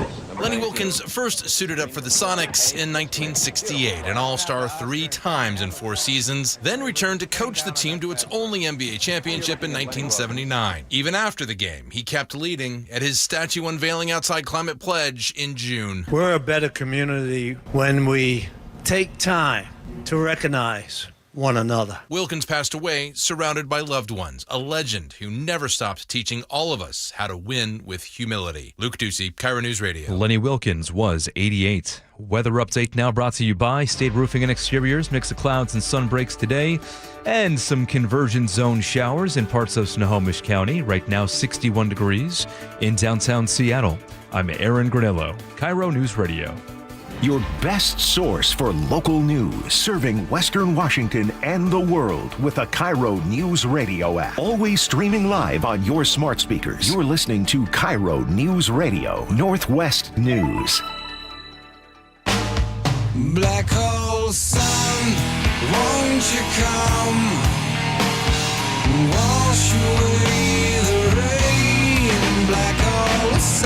Welcome back to the show. Listen to this. Should we just jump right into the music talk we were going to get into? Yeah, I thought we were going to open with that. That's what I assumed we were doing. I apologize. No worries. Yeah, we were going to talk politics, but this is more interesting. Let's talk about. So this is Soundgarden. Yes, this is And they were just Soundgarden. inducted into the Rock and Roll Hall of Fame. The late Chris Cornell and his bandmates were inducted last night, or this weekend, I should say. Friday night, I think, was the ceremony. Yeah, Friday night, a bunch of people came out. This is let's see, Tony Cornell helping induct His daughter, yeah. her father's band Yep. into the Rock and Roll Hall of Fame. Pretty cool. Oh, wow, here we go. The band's impact is of course massive, but growing up within the Seattle music community, what's always been the most special part to me is that it comes from friends making music together and then being able to turn that into a life. Woo! Seeing my dad, not as a public figure, but as a person, a father, and someone who faced his struggles out loud, I am just really, really happy that he got to make music with his friends. Spike, you would have been. This would have hit perfectly with like your rise to fame in Seattle radio, right? I got to meet these guys on so many occasions and see shows and hang with them from time to time. Went on a nice long motorcycle ride one day with Chris Cornell. Oh, really? Yeah. Oh, that's We're down at the downtown Harley shop when it was still in MLK, and I was getting something done. He was getting something done on his bike. We had just had to be wrapped up at the same time. He's like, "Well, I'm just going to go pot out to Fall City." I'm like, "Let's go." And we just ride alongside. Well, that's a blast. Pretty cool guy. Just sweet guy. Incredible, unworldly talent. Yeah. But just a Unbelievable decent, solidly voice, yeah. decent guy and father and husband. And all those guys, whether it was Alice or Pearl Jam before that, Love Bone or Mookie or whoever it might be. And Tony was right about the community that these guys all played together and hung together, rehearsed together, played shows together. One of the first Lollapalooza tours, there's, Pearl Jam and Soundgarden were on the Lollapalooza tour, and those guys helped each other get through these massive growth spurts of popularity and notoriety and success and fame and money. They had each other to fall back on and rely Navigate on. through that. Yeah, yes, it was. Can you explain to me? I don't understand this connection. So Jim Carrey was on hand and he was speaking Jim about. Carrey inducted them last night. The band. Was he dear friends with them? His speech. He spoke to it in his speech. He said I have a little bit of his speech. Can we listen to that? Maybe he explains. Tonight, we make sure that Chris Cornell, Kim Thile, Hiro Yamamoto, Matt Cameron, and Ben Shepherd go down in history as one of the most majestic, powerful, and influential bands ever to be inducted into the Rock and Roll Hall of Fame. Long live Chris Cornell and long live Soundgarden. It's a good speech. Yeah. So the backstory is the first time Jim Carrey ever hosted Saturday Night Live, Soundgarden was the musical guest. Okay, and they made a connection. And Jim Carrey was just like, he said, I stood there watching them during sound check, do a song they didn't play that on the live performance, and he just changed my life. Wow. Blew my mind. And they connected and they stayed. And they, in from a distant connection, they become deep friends. But every time they get together, they'd make sure they had time for each other and hang out. The band gave him the Telecaster that Chris played that night on Saturday Night Live. That's The cool. band autographed it and gave it to Jim Carrey. Became a lifelong fan. And then he told them a joke. He made them laugh. I was just joking. But yeah, it was funny because when Pearl Jam got in, when Heart got in, there's this Seattle pilgrimage to L.A. for these ceremonies. Mm-hmm. I mean, Nancy Wilson played in the tribute band. Jerry Cantrell of Alice in Chains played in the tribute band. Yeah, all these names that Brandy Carlisle, Seattle, Mike McCready, McCready played. Yeah, these guys Jerry who Cantrell. all came up together and all were busting around bars together in the late 80s, early 90s. All right, sleeping on each other's couches. Here's another Carrie reference to help me with this next question. Riddle me this. Why was Taylor Momsen singing with Soundgarden? You know who Taylor Momsen is? She's got a band. Is her band called The Pretty Reckless? Is that her band? I believe that is correct. Okay, so she's the singer of a band called The Pretty Reckless, and she's very young. She's like in her 30s, maybe like early 30s, I would say. Yeah, about that. Clearly did not grow up at the same time as these guys, because these guys are all in their mid-60s, right? Right. And well, no, a little bit younger than that, late mid-50s. I think so. Yeah, I think so. No way. Okay. Jacob, look that up. These guys have got to be in their 60s. Rock and roll's a hard life, buddy. Those guys are 27 years old, looking at gray hair, I'll bet you bald, the fat. average age is 64. How old are they? No way. How old are they, Jacob? 62. Really? 65, 64. The guys in Soundgarden? I think so. Okay, I stand corrected. Listen, They looked a lot younger than I did. In those, I'm the same age, and they look great. They do look great. Yeah. And so do you. You look great. The TV helps a lot. But Taylor Mom, she's very young, and she sang with them. I still don't know the connection. But what's interesting about this is Jim Carrey being there. They starred together in a movie. She was a child actress. People may not know this, or they may not remember this, but you remember the movie The Grinch? I remember. Like, you're about to see it a bunch because it's going to be like on constant rotation. Here comes Christmas. Yeah. And she was the little girl in The Grinch. Like, she's the little Who girl, or the Whoville, or She's whatever Cindy Lou called. Who? She's Cindy Lou Who with the funny hair. That's the same kid? That's the same kid. And she's, wow. So is this the song that they sang on stage? Sorry, this is a song from the movie. No, I know. This isn't from the Rock and Roll Hall of Fame? Sorry. Where are you, Christmas? I cannot find you! That's how Soundgarden would have done it. Pretty good. That's what she should have done at the damn show. Jacob, you're so funny. No. Obviously, I know that this was not what they sang. She's like a grown woman. She doesn't still sound like this. Why have you gone? Wouldn't that have been the creepiest, weirdest twist? Miss Ocean, won't you come? My world is changed. Ugh. She's got the range. Yeah. No, she's very talented. Very talented. But she was singing. I don't know why she was singing. I don't know why she was part of it. But there's some connection there that I'm unaware of. Obviously, she's probably a friend of the band. And she's a rock singer. Right, yeah. She's in that community. Who am I to speak to who has the right to sing and doesn't sing at the Rock I'm sure Hall of she's Fame? probably ingratiated herself with the band. They and the family, love her and yeah. the fans. Yeah. They wanted her to sing, and that's and great. the Cornell I'm glad she's family, singing. yeah. And her and Jim Carrey got to have a little fun, like, hey, we were in a movie together, 30 years ago, or whenever it was. So that's fun. Lots of fun stuff. Speaking of music, let's get into this music thing too. There's an AI. How do you guys feel about AI-generated songs that aren't? Here's a question, because we played a song the other day. We made a Mayor Katie Wilson song. We made a jingle. We made a joke. We made and to be fair, we didn't make we made a theme anything. song. We put in a prompt. We said make a snarky song set to like a 1980s theme show TV song or 1990s. Right. That's about a hapless mayor who gets elected and she's unable to, she clearly doesn't know what she's doing. Whatever our prompts were. And it spits it out in like 5 seconds and it makes a song. You've just summed up exactly how I feel about AI music. Yes. In a nutshell, that is everything I feel about AI music. Yeah. No, there's no there. Right. But there's no soul. There's no soul to it, but it can put together a pretty catchy song. And if you don't know you're listening to AI because it's getting very, very good, it can have success. And right now, I hadn't seen the story, but it's pretty amazing.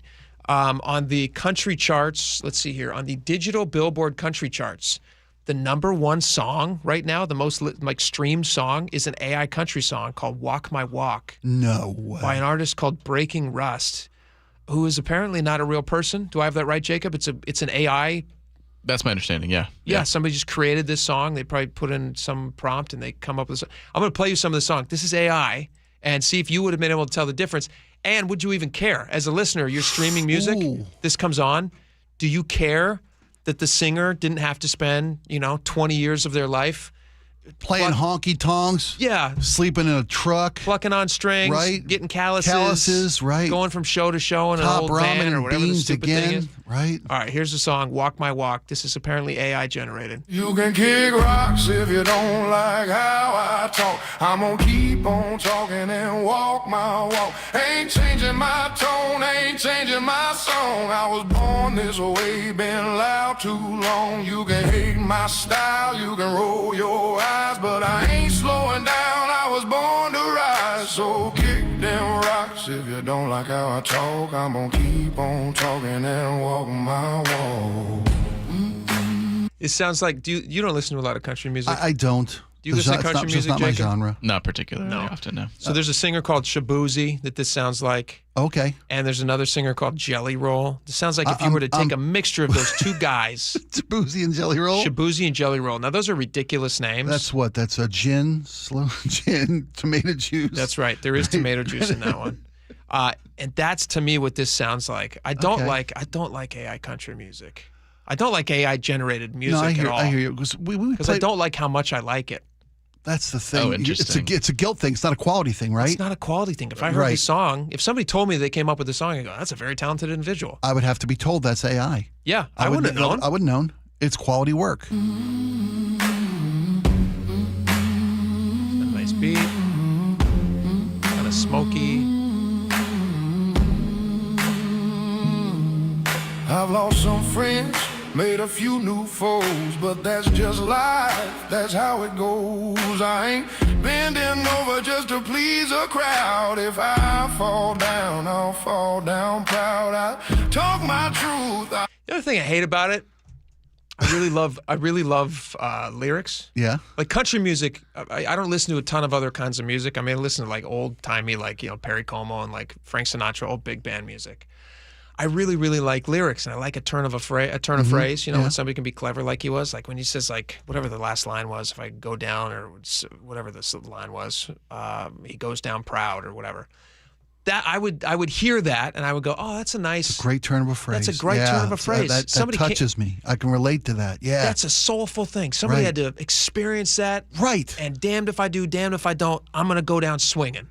And that's something that I can understand. I like that. You want that to be from the human experience. Yeah, but it's fake. Right. Not just an aggregate of all other human experiences, that's how AI works, right? You take every country song ever made, you pump it into one little blender, you hit the button, out pours the #1 country song in America. That's got to be so insulting to country music right now. And they've done it. And the second most popular song in country music is by an artist whose name is Ella Langley, who's actually really, really talented, super popular.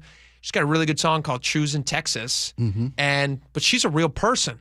She would have that #1 spot were it not for that stupid computer that just came up with a song like that. Yeah, it feels so wrong. It does feel wrong. But so where does the money go? I mean, if you're the #1 song on country, goes to the person who has this, who typed in the font, truck, dog, love, heartbreak, whiskey, boom.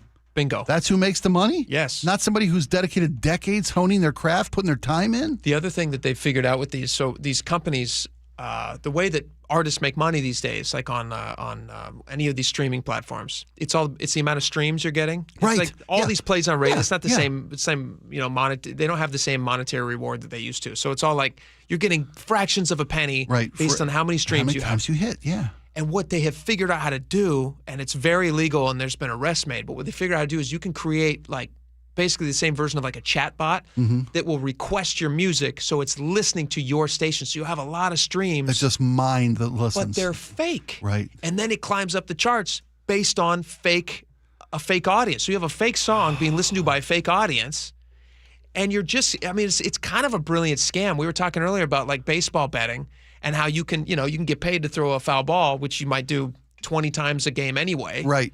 But if you know it's the first pitch of the inning and you've got $100K on it. Yeah. Isn't that interesting? It is. And this whole industry is just rife with this stuff. And my initial thought was, well, countries must be pretty easy if AI can be the #1 song in country music. But I'll bet you this is with that's not fair. I was going to say, that's not fair to country music. I don't think so. It's not genre specific. I'm sure there's an AI-generated gospel song. I'm sure there's an AI-generated metal song out there that on its merits as a quality of a song is great. It's fantastic. Very good. Yeah. I mean, you have a supreme talent in parody songs, right? We've had some success. You've had great success. Yeah.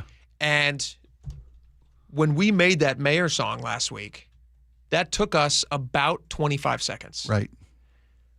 For somebody who spent much of their life toiling over a phrase, sheets of paper and scratching out and trying this, that, funny, and how to have insight into. Opening up a rhyming dictionary. I swear to God. Exactly. Think about what rhymes with toothpick. But what you're creating has a soul to it. Right. And this other thing doesn't have a soul to it. But the problem is, if the audience doesn't know that the thing doesn't actually have soul, they don't. They just like to hear the sound. They care. It's got good singing. The music's. It's got a great beat. It's got a clever turn of phrase. Yeah. Should they care? It's like, what is that old thing? Like if a mime falls in a forest. No, it's a tree. If a tree falls in a forest. Does anybody care? No, if a tree falls on a mime. Is that it?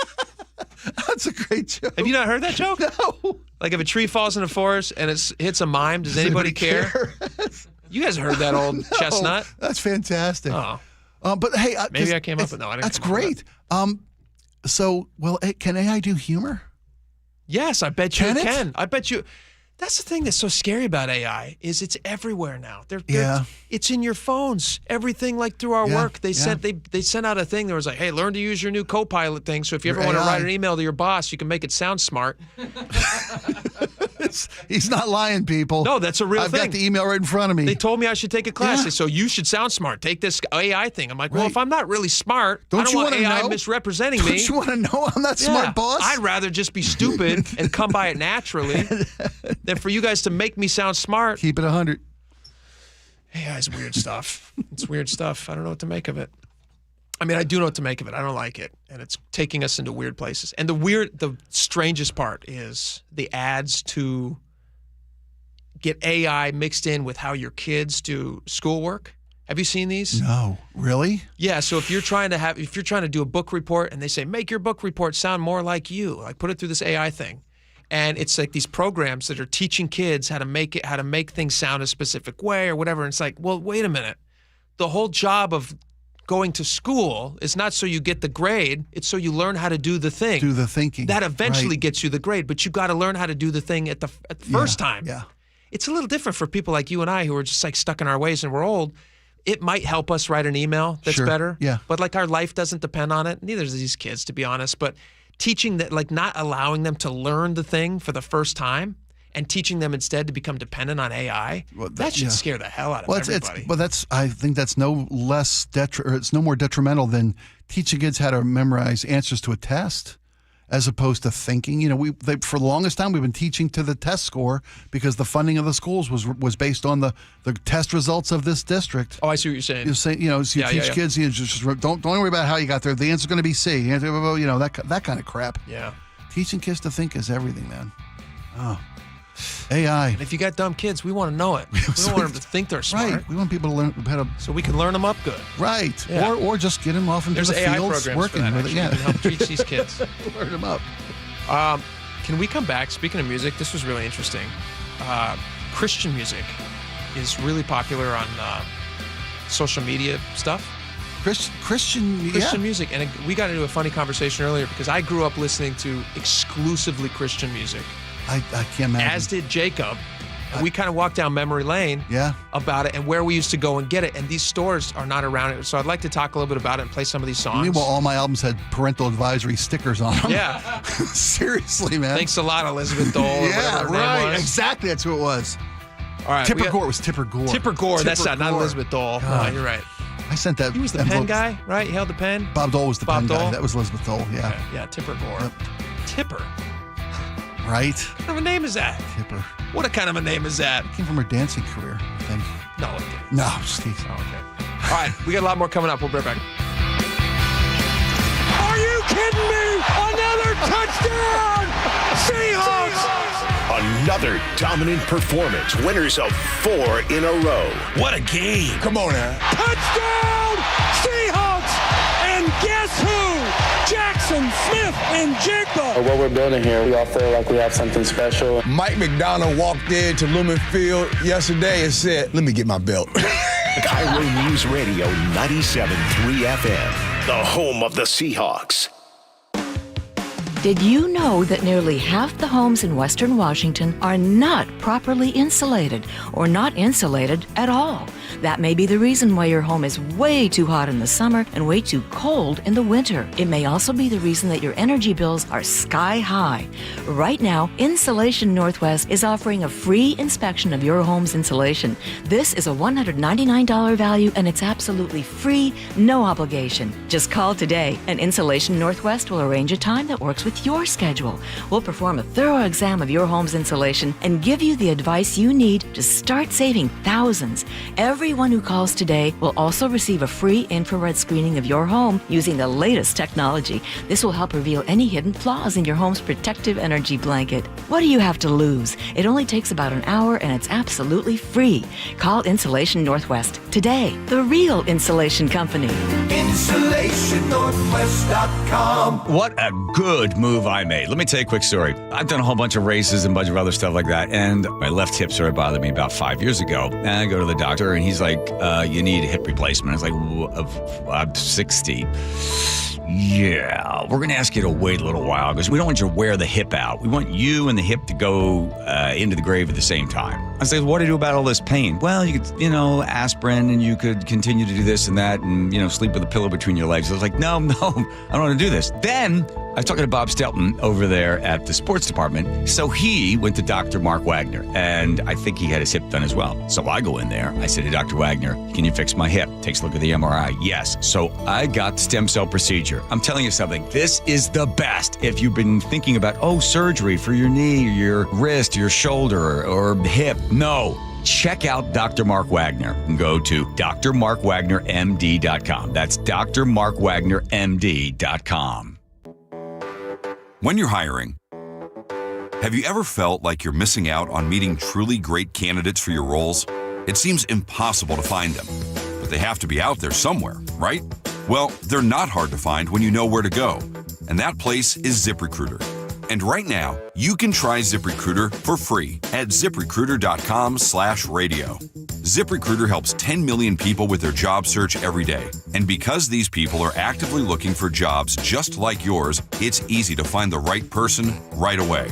In fact, 4 out of 5 employers who post on ZipRecruiter get a quality candidate within the first day. But if you're not using ZipRecruiter, you're missing out. So see what it's like when the impossible is easy. When you go to ZipRecruiter.com/radio right now to try ZipRecruiter for free.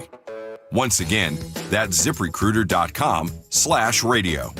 ZipRecruiter.com/radio. Never miss out on great candidates with ZipRecruiter. Your old furnace ain't nice, and your toes are like ice. DayandNight.net. This month, Day and Night gives you a free furnace with the installation of an AC or heat pump.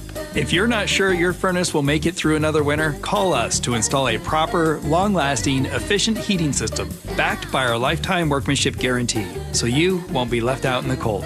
Install an AC or heat pump and get a free furnace from Day and Night Plumbing, Heating, Cooling, and Electric.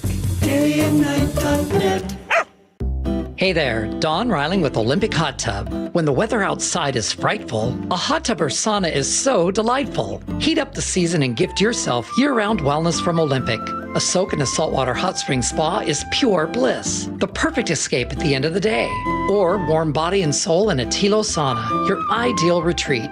Heck, you deserve both. Our Heat Up the Season savings end November 23rd. Learn more at OlympicHotTub.com. Better you, better life.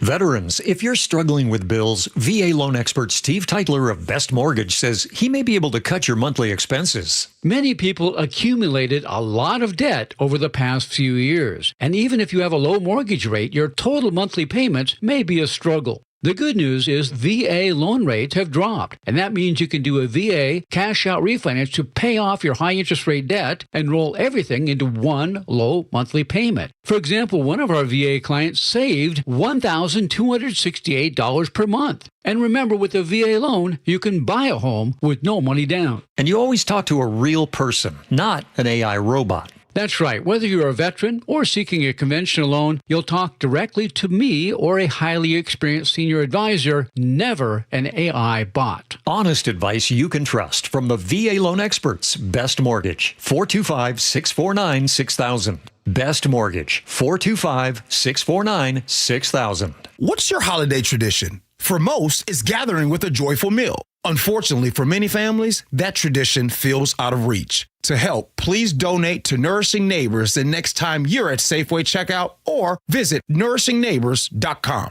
KIRO Newsradio 97.3 FM, Northwest News. Now, the latest from KIRO Newsradio and mynorthwest.com. Good afternoon, I'm Aaron Granillo. President Trump is now reacting to the potential deal to end the government shutdown. CBS's Stacey Lynn reports the president signaled he would sign that compromise proposal. He said he'll stick to the terms of the deal, which includes the reinstatement of federal workers who were fired during the shutdown. Well, I will be. I'll abide by the deal. And he also assured that air travel would get back on track. It'll be much better than normal because we're buying the most sophisticated avionics and, technology. Not part of the deal, though, healthcare provisions. We want a healthcare system where we pay the money to the people instead of the insurance companies. Stacey Lynn, CBS News, the White House. SeaTac Airport remains fully operational despite the government shutdown. SEA's Perry Cooper says checkpoint wait times are right around normal. The cancellations that you're hearing and seeing about really are ones that the airlines have planned ahead,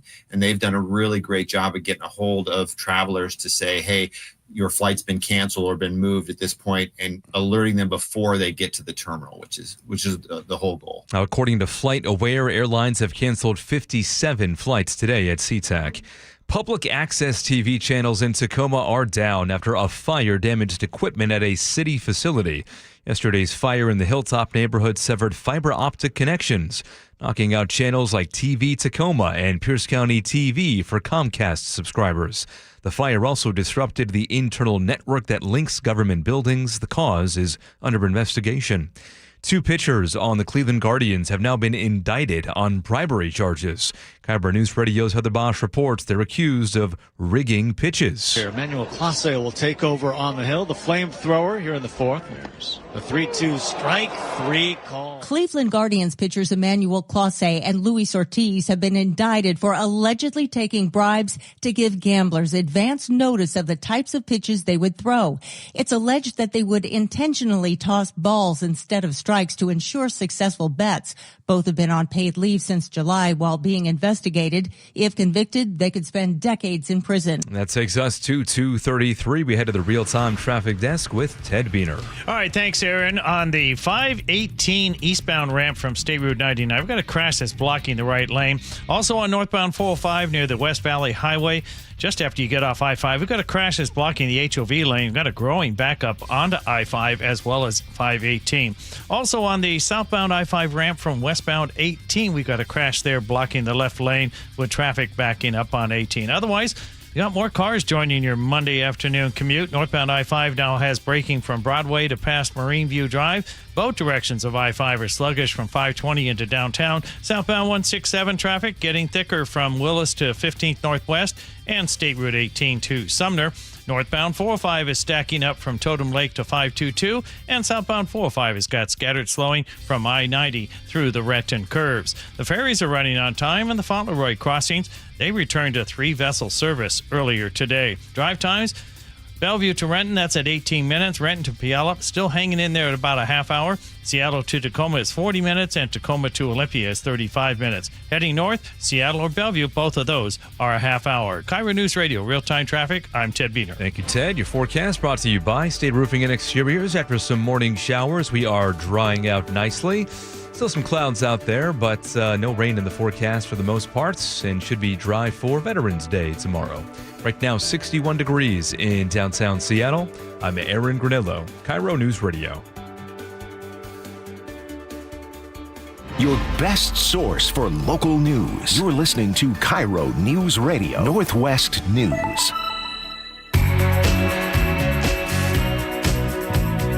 right, a couple things to get into here.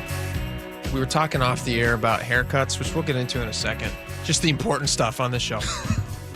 But before we went to break, we were talking about Christian music, which got us into a funny conversation because I grew up listening exclusively to Christian music. I had a very, my parents did not want me listening to music that they thought would be, not good for me, or would suggest things that they, were uncomfortable with me hearing in, and sometimes in popular music, which happens. Especially in the 90s. Like, have you gone back and listened to some of the rap music that was around back then? No. Okay. I was raised on like Spike. Let me tell you what, buddy. Yeah. They had some pretty mature themes back then. Pretty mature. So anyway, but I listen to a lot of Christian music. So there are Christian rap bands that I listen to, which is a thing. Did you not know that? How do you make a? Maybe I'm a moron. How do you make a rap song? You said it. I'm just kidding. How do you even make a rap song that isn't just you can rap chock about full of Yeah, sex and drugs and I hear you crime. saying- And, well, no, there can be a lot that you can rap. You can rap about anything. okay. Yeah. I guess. Rap about sure. It's my ignorance I'm speaking here. I'm not, No, it's not ignorance. Yeah, it is. No. It's Jacob, the definition of the word. You also listen to a lot of Christian music growing up? Exclusively, really, yes. Is there gangster Christian? I'm just, There were Christian rappers, yeah. KJ52 was the one I listened to. Is that a biblical reference? They usually were, yeah. Yeah, I would assume that would be King James. He had a whole song about what it all meant, and I don't remember. See, that when might they have been say a little peace after my out, time. they mean it, though, right? Yeah. Right. Yeah. So I listened to a rap group called DC Talk, which was a trio of guys. And Jacob, I think you probably listened after they had already kind of gone their separate ways. The song you're about to play was certainly meaningful to me at a time in my life, but yes, most of the rest of their discography was solo work that the other members did. Yeah. The reason we bring this up is it's very popular on social media. They've climbed. They've gained. Last year they gained. They're still a small part of the market of overall music, but it has picked up a lot. So 1.7% they gained in 2023. Halfway through this year, they're already up 2%. And they start talking, like when people listen to like electro dance music, that's only like 3% of the market. Wow. Okay. And so I would think it'd be more. Yeah. And so anyway, it's very popular. Not nothing. No, it's not. Yeah. It's very popular on like social media. Even if there's like not a lot of stations that cover this, it's very popular on Instagram or wherever it is. I mean, whatever. That's where social kids media. are hearing music these days, man. That's where they hear it, or TikTok or whatever it is. But this was DC Talk was a band that I listened to a ton as a kid. In fact, the first tape that I ever got was a DC Talk album. I don't remember which one it was, but it probably was this one.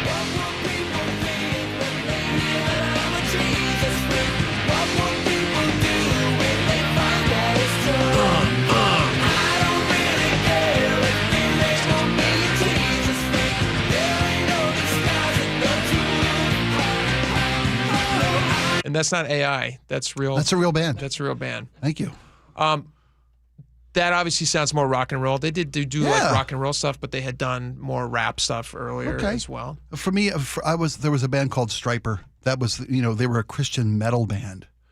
What years 90s, from their spandex and their hair. Their album title, "The Bigger the Hair, Closer to God," I believe actually was an album title.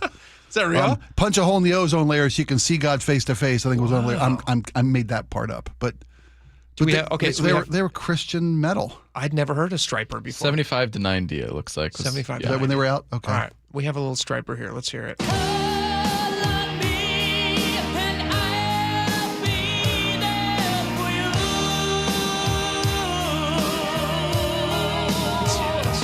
I get it. Yeah. If you can enjoy any type of music and want the message to be something that you agree with. It's got this almost has a little Journey sound to it. Yeah, it was the late 80s. Yeah. Yeah. Steve Perry.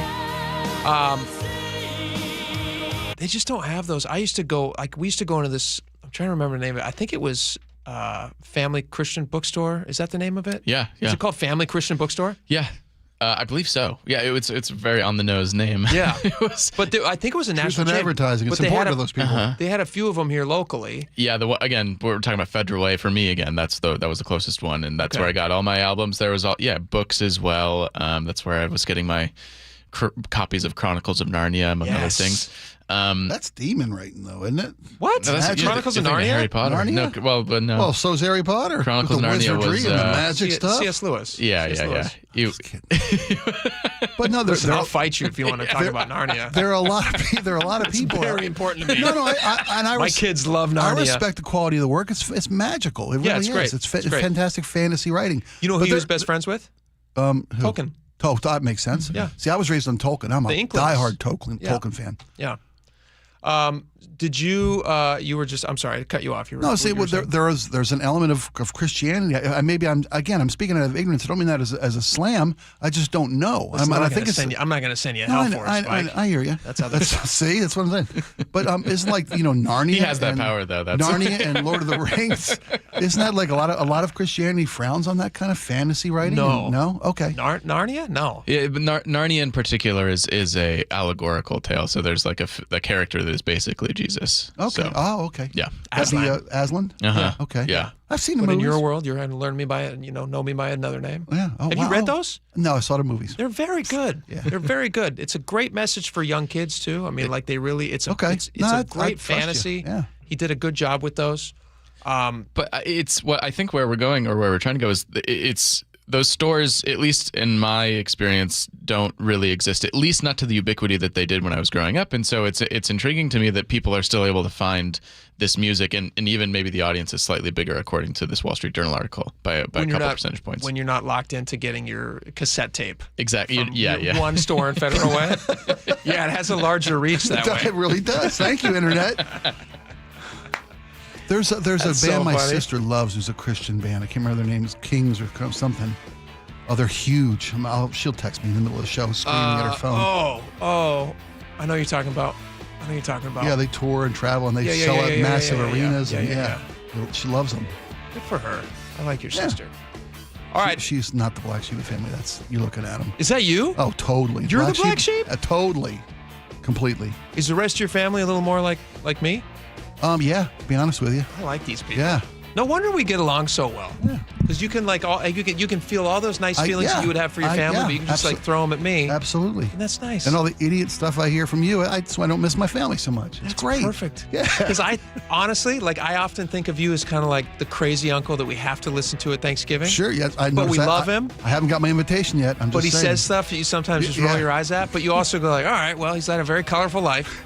Speaking of which, a great Saturday Night Live opening. Just one line was great. And Thanksgiving, they're doing their Trump impression because they just beat that to death. But Thanksgiving, the airlines were closing down the airlines. That way, good news is it won't be a Thanksgiving with your family. It was just a great line. That is funny. Anywho. Who's the guy who does the Trump? Oh, Michael Austin something or James Austin Johnson. James Austin Johnson. Yeah. He's very good at it. Yeah, he does a good Trump. Well, you know who hated the last election more than anybody? Maya Rudolph. Oh, because she was looking at 4 years of Kamala impressions. She was getting ready. And now just poof. Yeah. Gone. Yeah, but she's just basically hanging out being beloved by everybody now. She doesn't need to be I ain't worried That's about a chore. The wife of Paul Thomas Anderson, I think, isn't she? Yeah. Yeah. Oh, wow. I think she's doing okay. Oh, I know she's fine, but she thought she had a 4-year gig sitting there. She might be the funniest actress around. Maya? I can't think of anybody that's funnier than Maya Rudolph, actually. Great lady. lady. Very, very funny. Yep. She had a show on TV called Up All Night. Do you remember that show, Up All Night? Did you ever see that? You should watch it. It's old. It's canceled now. So you can find it somewhere. YouTube. All right. Just like those bookstores. You just can't find them anymore. We got a lot more coming up. We'll be right back.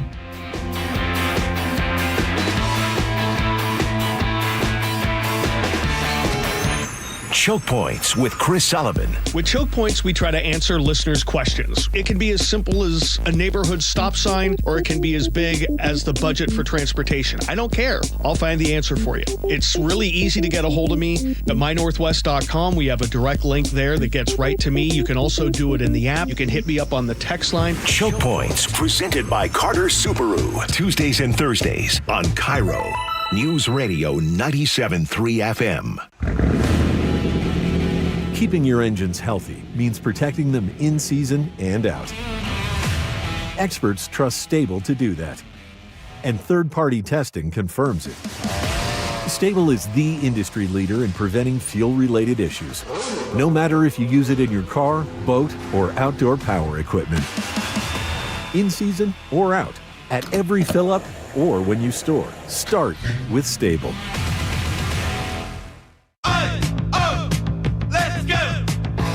You're still glowing, flirting, grooving. You've still got it. But your immune system weakens as you age, making it harder to fight flu, pneumococcal pneumonia, RSV, and COVID-19.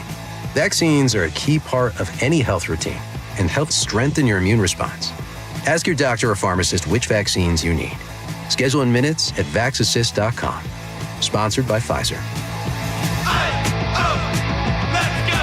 So my mother is thinking of switching from Verizon to Pure Talk, but she's worried the deal sounds too good to be true. Michael, she said, how can those Pure Talk people offer me the same basic service as Verizon for so much less money? I said, Ma, go ask Google how much Verizon spends on advertising and promotions. A few seconds later, my mother said, oh my goodness, $12 billion a year? That must be a typo. I'll tell you what I told my mom. It's not a typo. Verizon spends $12 billion a year on advertising and promotions, and their customers are paying for it. Well, Pure Talk doesn't spend that kind of money on commercials. Trust me, I would know. That's why they can offer you and my mother unlimited talk, text, and plenty of data on a crazy fast 5G network for just $25 a month. And if you're a business owner, you could really save a fortune. Dial pound 250, say the words Mike Rowe, and you'll get an additional 50% off your first month. That's pound 250 Mike Rowe. Pure Talk. Everything you need and nothing you don't. When you walked through your kitchen this morning, what'd you see? Did it make you happy? Hi, I'm Chad Cicchini, owner of Heritage Homecraft. Well, I want to make you happy. We'll custom build you all new cabinet doors and drawer fronts, and using our exclusive 1/4-inch solid wood refacing process, transform your existing cabinets into a beautiful new kitchen. Add a custom quartz countertop, change things up a bit, add some more cabinets, install some cool new features like soft close drawers and sliding shelves, whatever you like. We'll help you to create the new kitchen you'll be proud of. All in about a week, and all with way less mess, hassle, time, and expense than the tear out. Stop waiting. For 18 years, we've been honored to serve thousands of happy customers, and we'd love to serve you. Call today and I'll get one of our pros to come out and show you how easy and comfortable it'll be to get going on your new kitchen. Heritage Homecraft, 425-485-1600, 425-485-1600, or heritagehomecraft.com. Finding great candidates to hire can be like, well, trying to find a needle in a haystack. Sure, you can post your job to some job board, but then all you can do is hope the right person comes along, which is why you should try ZipRecruiter for free at ZipRecruiter.com/radio. ZipRecruiter doesn't depend on candidates finding you. It finds them for you. Its powerful technology identifies people with the right experience and actively invites them to apply to your job. You get qualified candidates fast. So while other companies might deliver a lot of hay, ZipRecruiter finds you what you're looking for. The needle in the haystack. See why 4 out of 5 employers who post a job on ZipRecruiter get a quality candidate within the first day. ZipRecruiter, the smartest way to hire. And right now, you can try ZipRecruiter for free. That's right, free at ZipRecruiter.com/radio. That's ZipRecruiter.com/radio. ZipRecruiter.com/radio. Looking for a high school that nurtures both the mind and spirit? Archbishop Murphy High School is where academic excellence meets faith-based education. With a 100% graduation rate and a college prep program designed to challenge and inspire, our students are prepared for whatever the future holds. But it's more than just academics. Archbishop Murphy's robust athletics, arts, and co-curricular activities ensure that every student finds their passion and thrives. Archbishop Murphy High School believes in educating the whole person. That's why we offer a vibrant campus life where students grow not only academically, but also spiritually, socially, and physically. Don't just take our word for it. See it for yourself. Schedule a visit and discover how Archbishop Murphy High School can help your students succeed.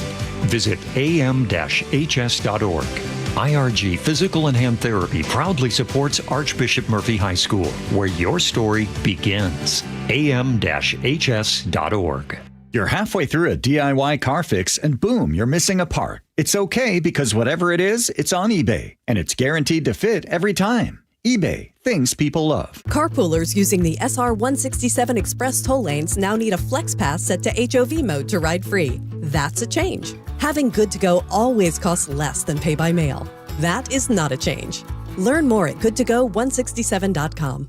Health insurance is broken, but it doesn't have to be. That's why Scan Health Plan was founded as a nonprofit, so we can create Medicare Advantage plans that focus on the real needs of seniors. We've been people first since 1977, and we're here to make Medicare work hard for you, because you deserve more than a broken system.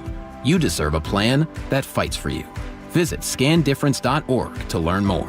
Scan Health Plan is an HMO plan with a Medicare contract. Enrollment in Scan Health Plan depends on contract renewal.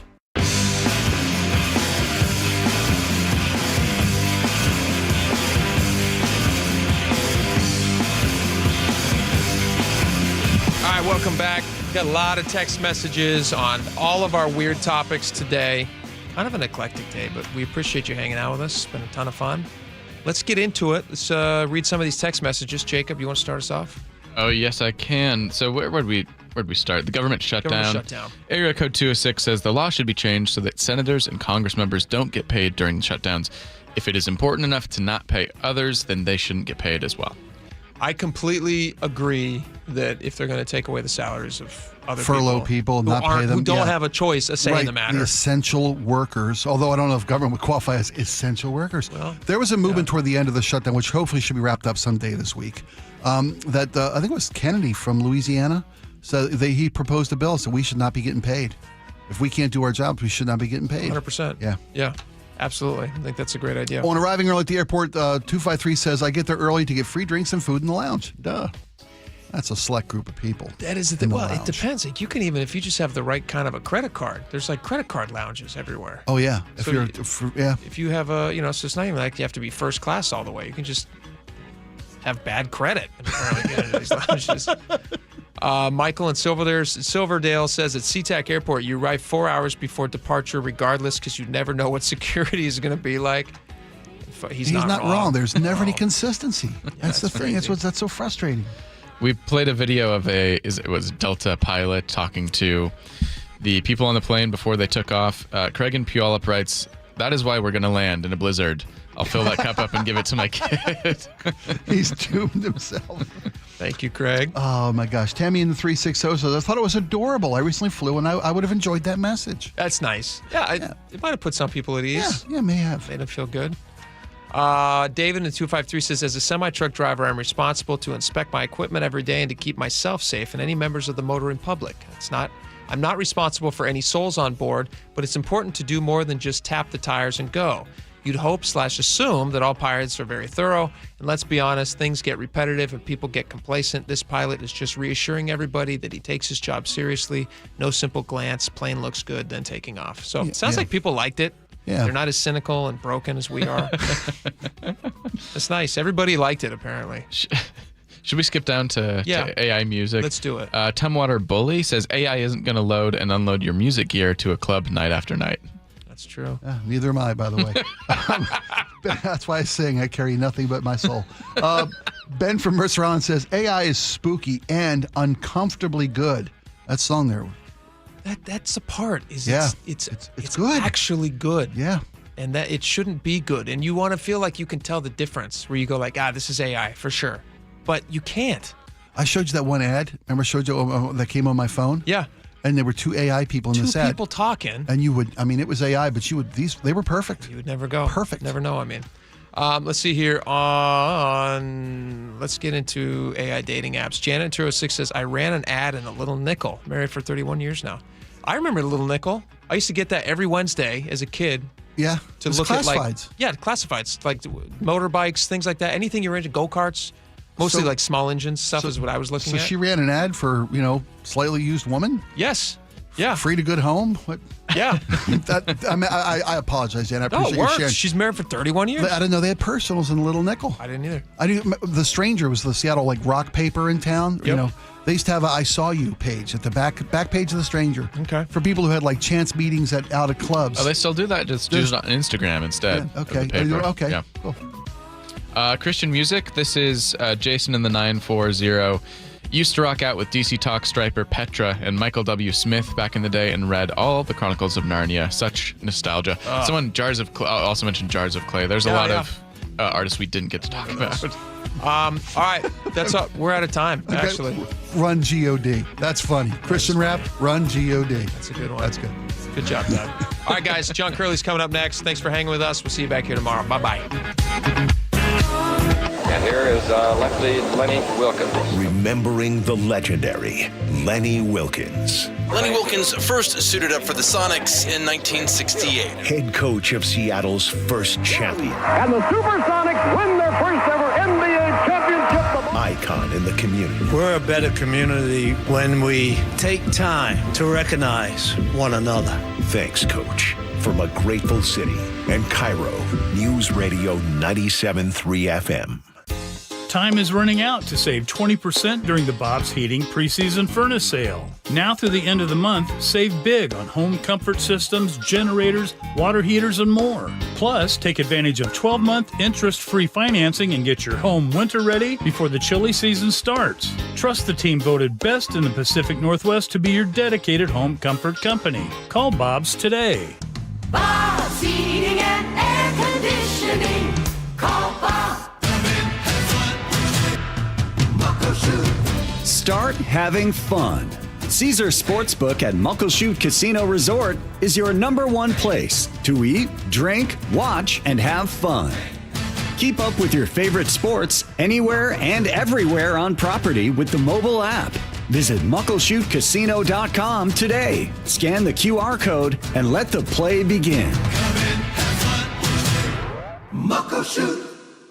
Jason Rance here with our local tax expert and advocate, Greg Nunn from None Better Tax Resolution. So you and I have talked before about the folks who think they can do this themselves. And again, I imagine there are a lot of people who are saying, well, new administration, fewer staff members, now I truly can get it done. Really, in this situation, I do feel really bad for the taxpayer because here you're getting a notice. You call the IRS, you're going to be on hold for 45 minutes to an hour. And so getting through is going to be more difficult. And when you do get through, you're going to be talking to people that are not as well trained as they have been in the past. Which makes it even easier for them to take advantage, even if it's not intended, against the person who owes taxes. I've heard it said that they just will make up something because they want to respond to the taxpayer. And people are going to get some really bad information and they're not going to know. If you're having trouble with the IRS, call Greg Nunn, None Better Tax Resolution, 425-947-1967, or Google NUNN, None Better Tax Resolution. Guys, tired all the time, gaining weight, low drive? These aren't just signs of aging. They could be low testosterone or other underlying issues. Right now, Revive Men's Health Washington is making it easier to get answers with a comprehensive wellness panel. It's not just a lab test, it's where better performance begins. Our providers will check your testosterone, blood sugar, cholesterol, kidney, liver, thyroid, and heart health. A $400 value for just $99, or free if you start treatment. Over 120,000 men have trusted Revive to restore their energy, mood, and confidence. So if you're ready to feel better and live stronger, call 206-529-1111. That's 206-529-1111. Or visit ReviveMen'sHealth.com. Offer ends November 30th. Must medically qualify. Terms apply. Contact us for full offer details. Care Partners Senior Living is growing. Amanda here. We are very excited to introduce our newest communities in Port Orchard, Sumner, and North Creek Bothell, bringing compassionate, quality care at an affordable price, closer to more of you. Visit carepartnersliving.com today. Hey there, Dawn Riling with Olympic Hot Tub. When the weather outside is frightful, a hot tub or sauna is so delightful. Heat up the season and gift yourself year-round wellness from Olympic. A soak in a saltwater hot spring spa is pure bliss, the perfect escape at the end of the day. Or warm body and soul in a Tilo sauna, your ideal retreat. Heck, you deserve both. Our Heat Up the Season savings end November 23rd. Learn more at olympichottub.com. Better you, better life. If you use carpool or toll lanes along SR 167 without a Good-to-Go account, you'll now receive a bill in the mail. That is a change. A Good-to-Go pass saves $2 on every toll. That is not a change. Learn more at goodtogo167.com. Your best source for local news. KIRO Newsradio, KIRO FM and HD1, Tacoma, Seattle, Northwest.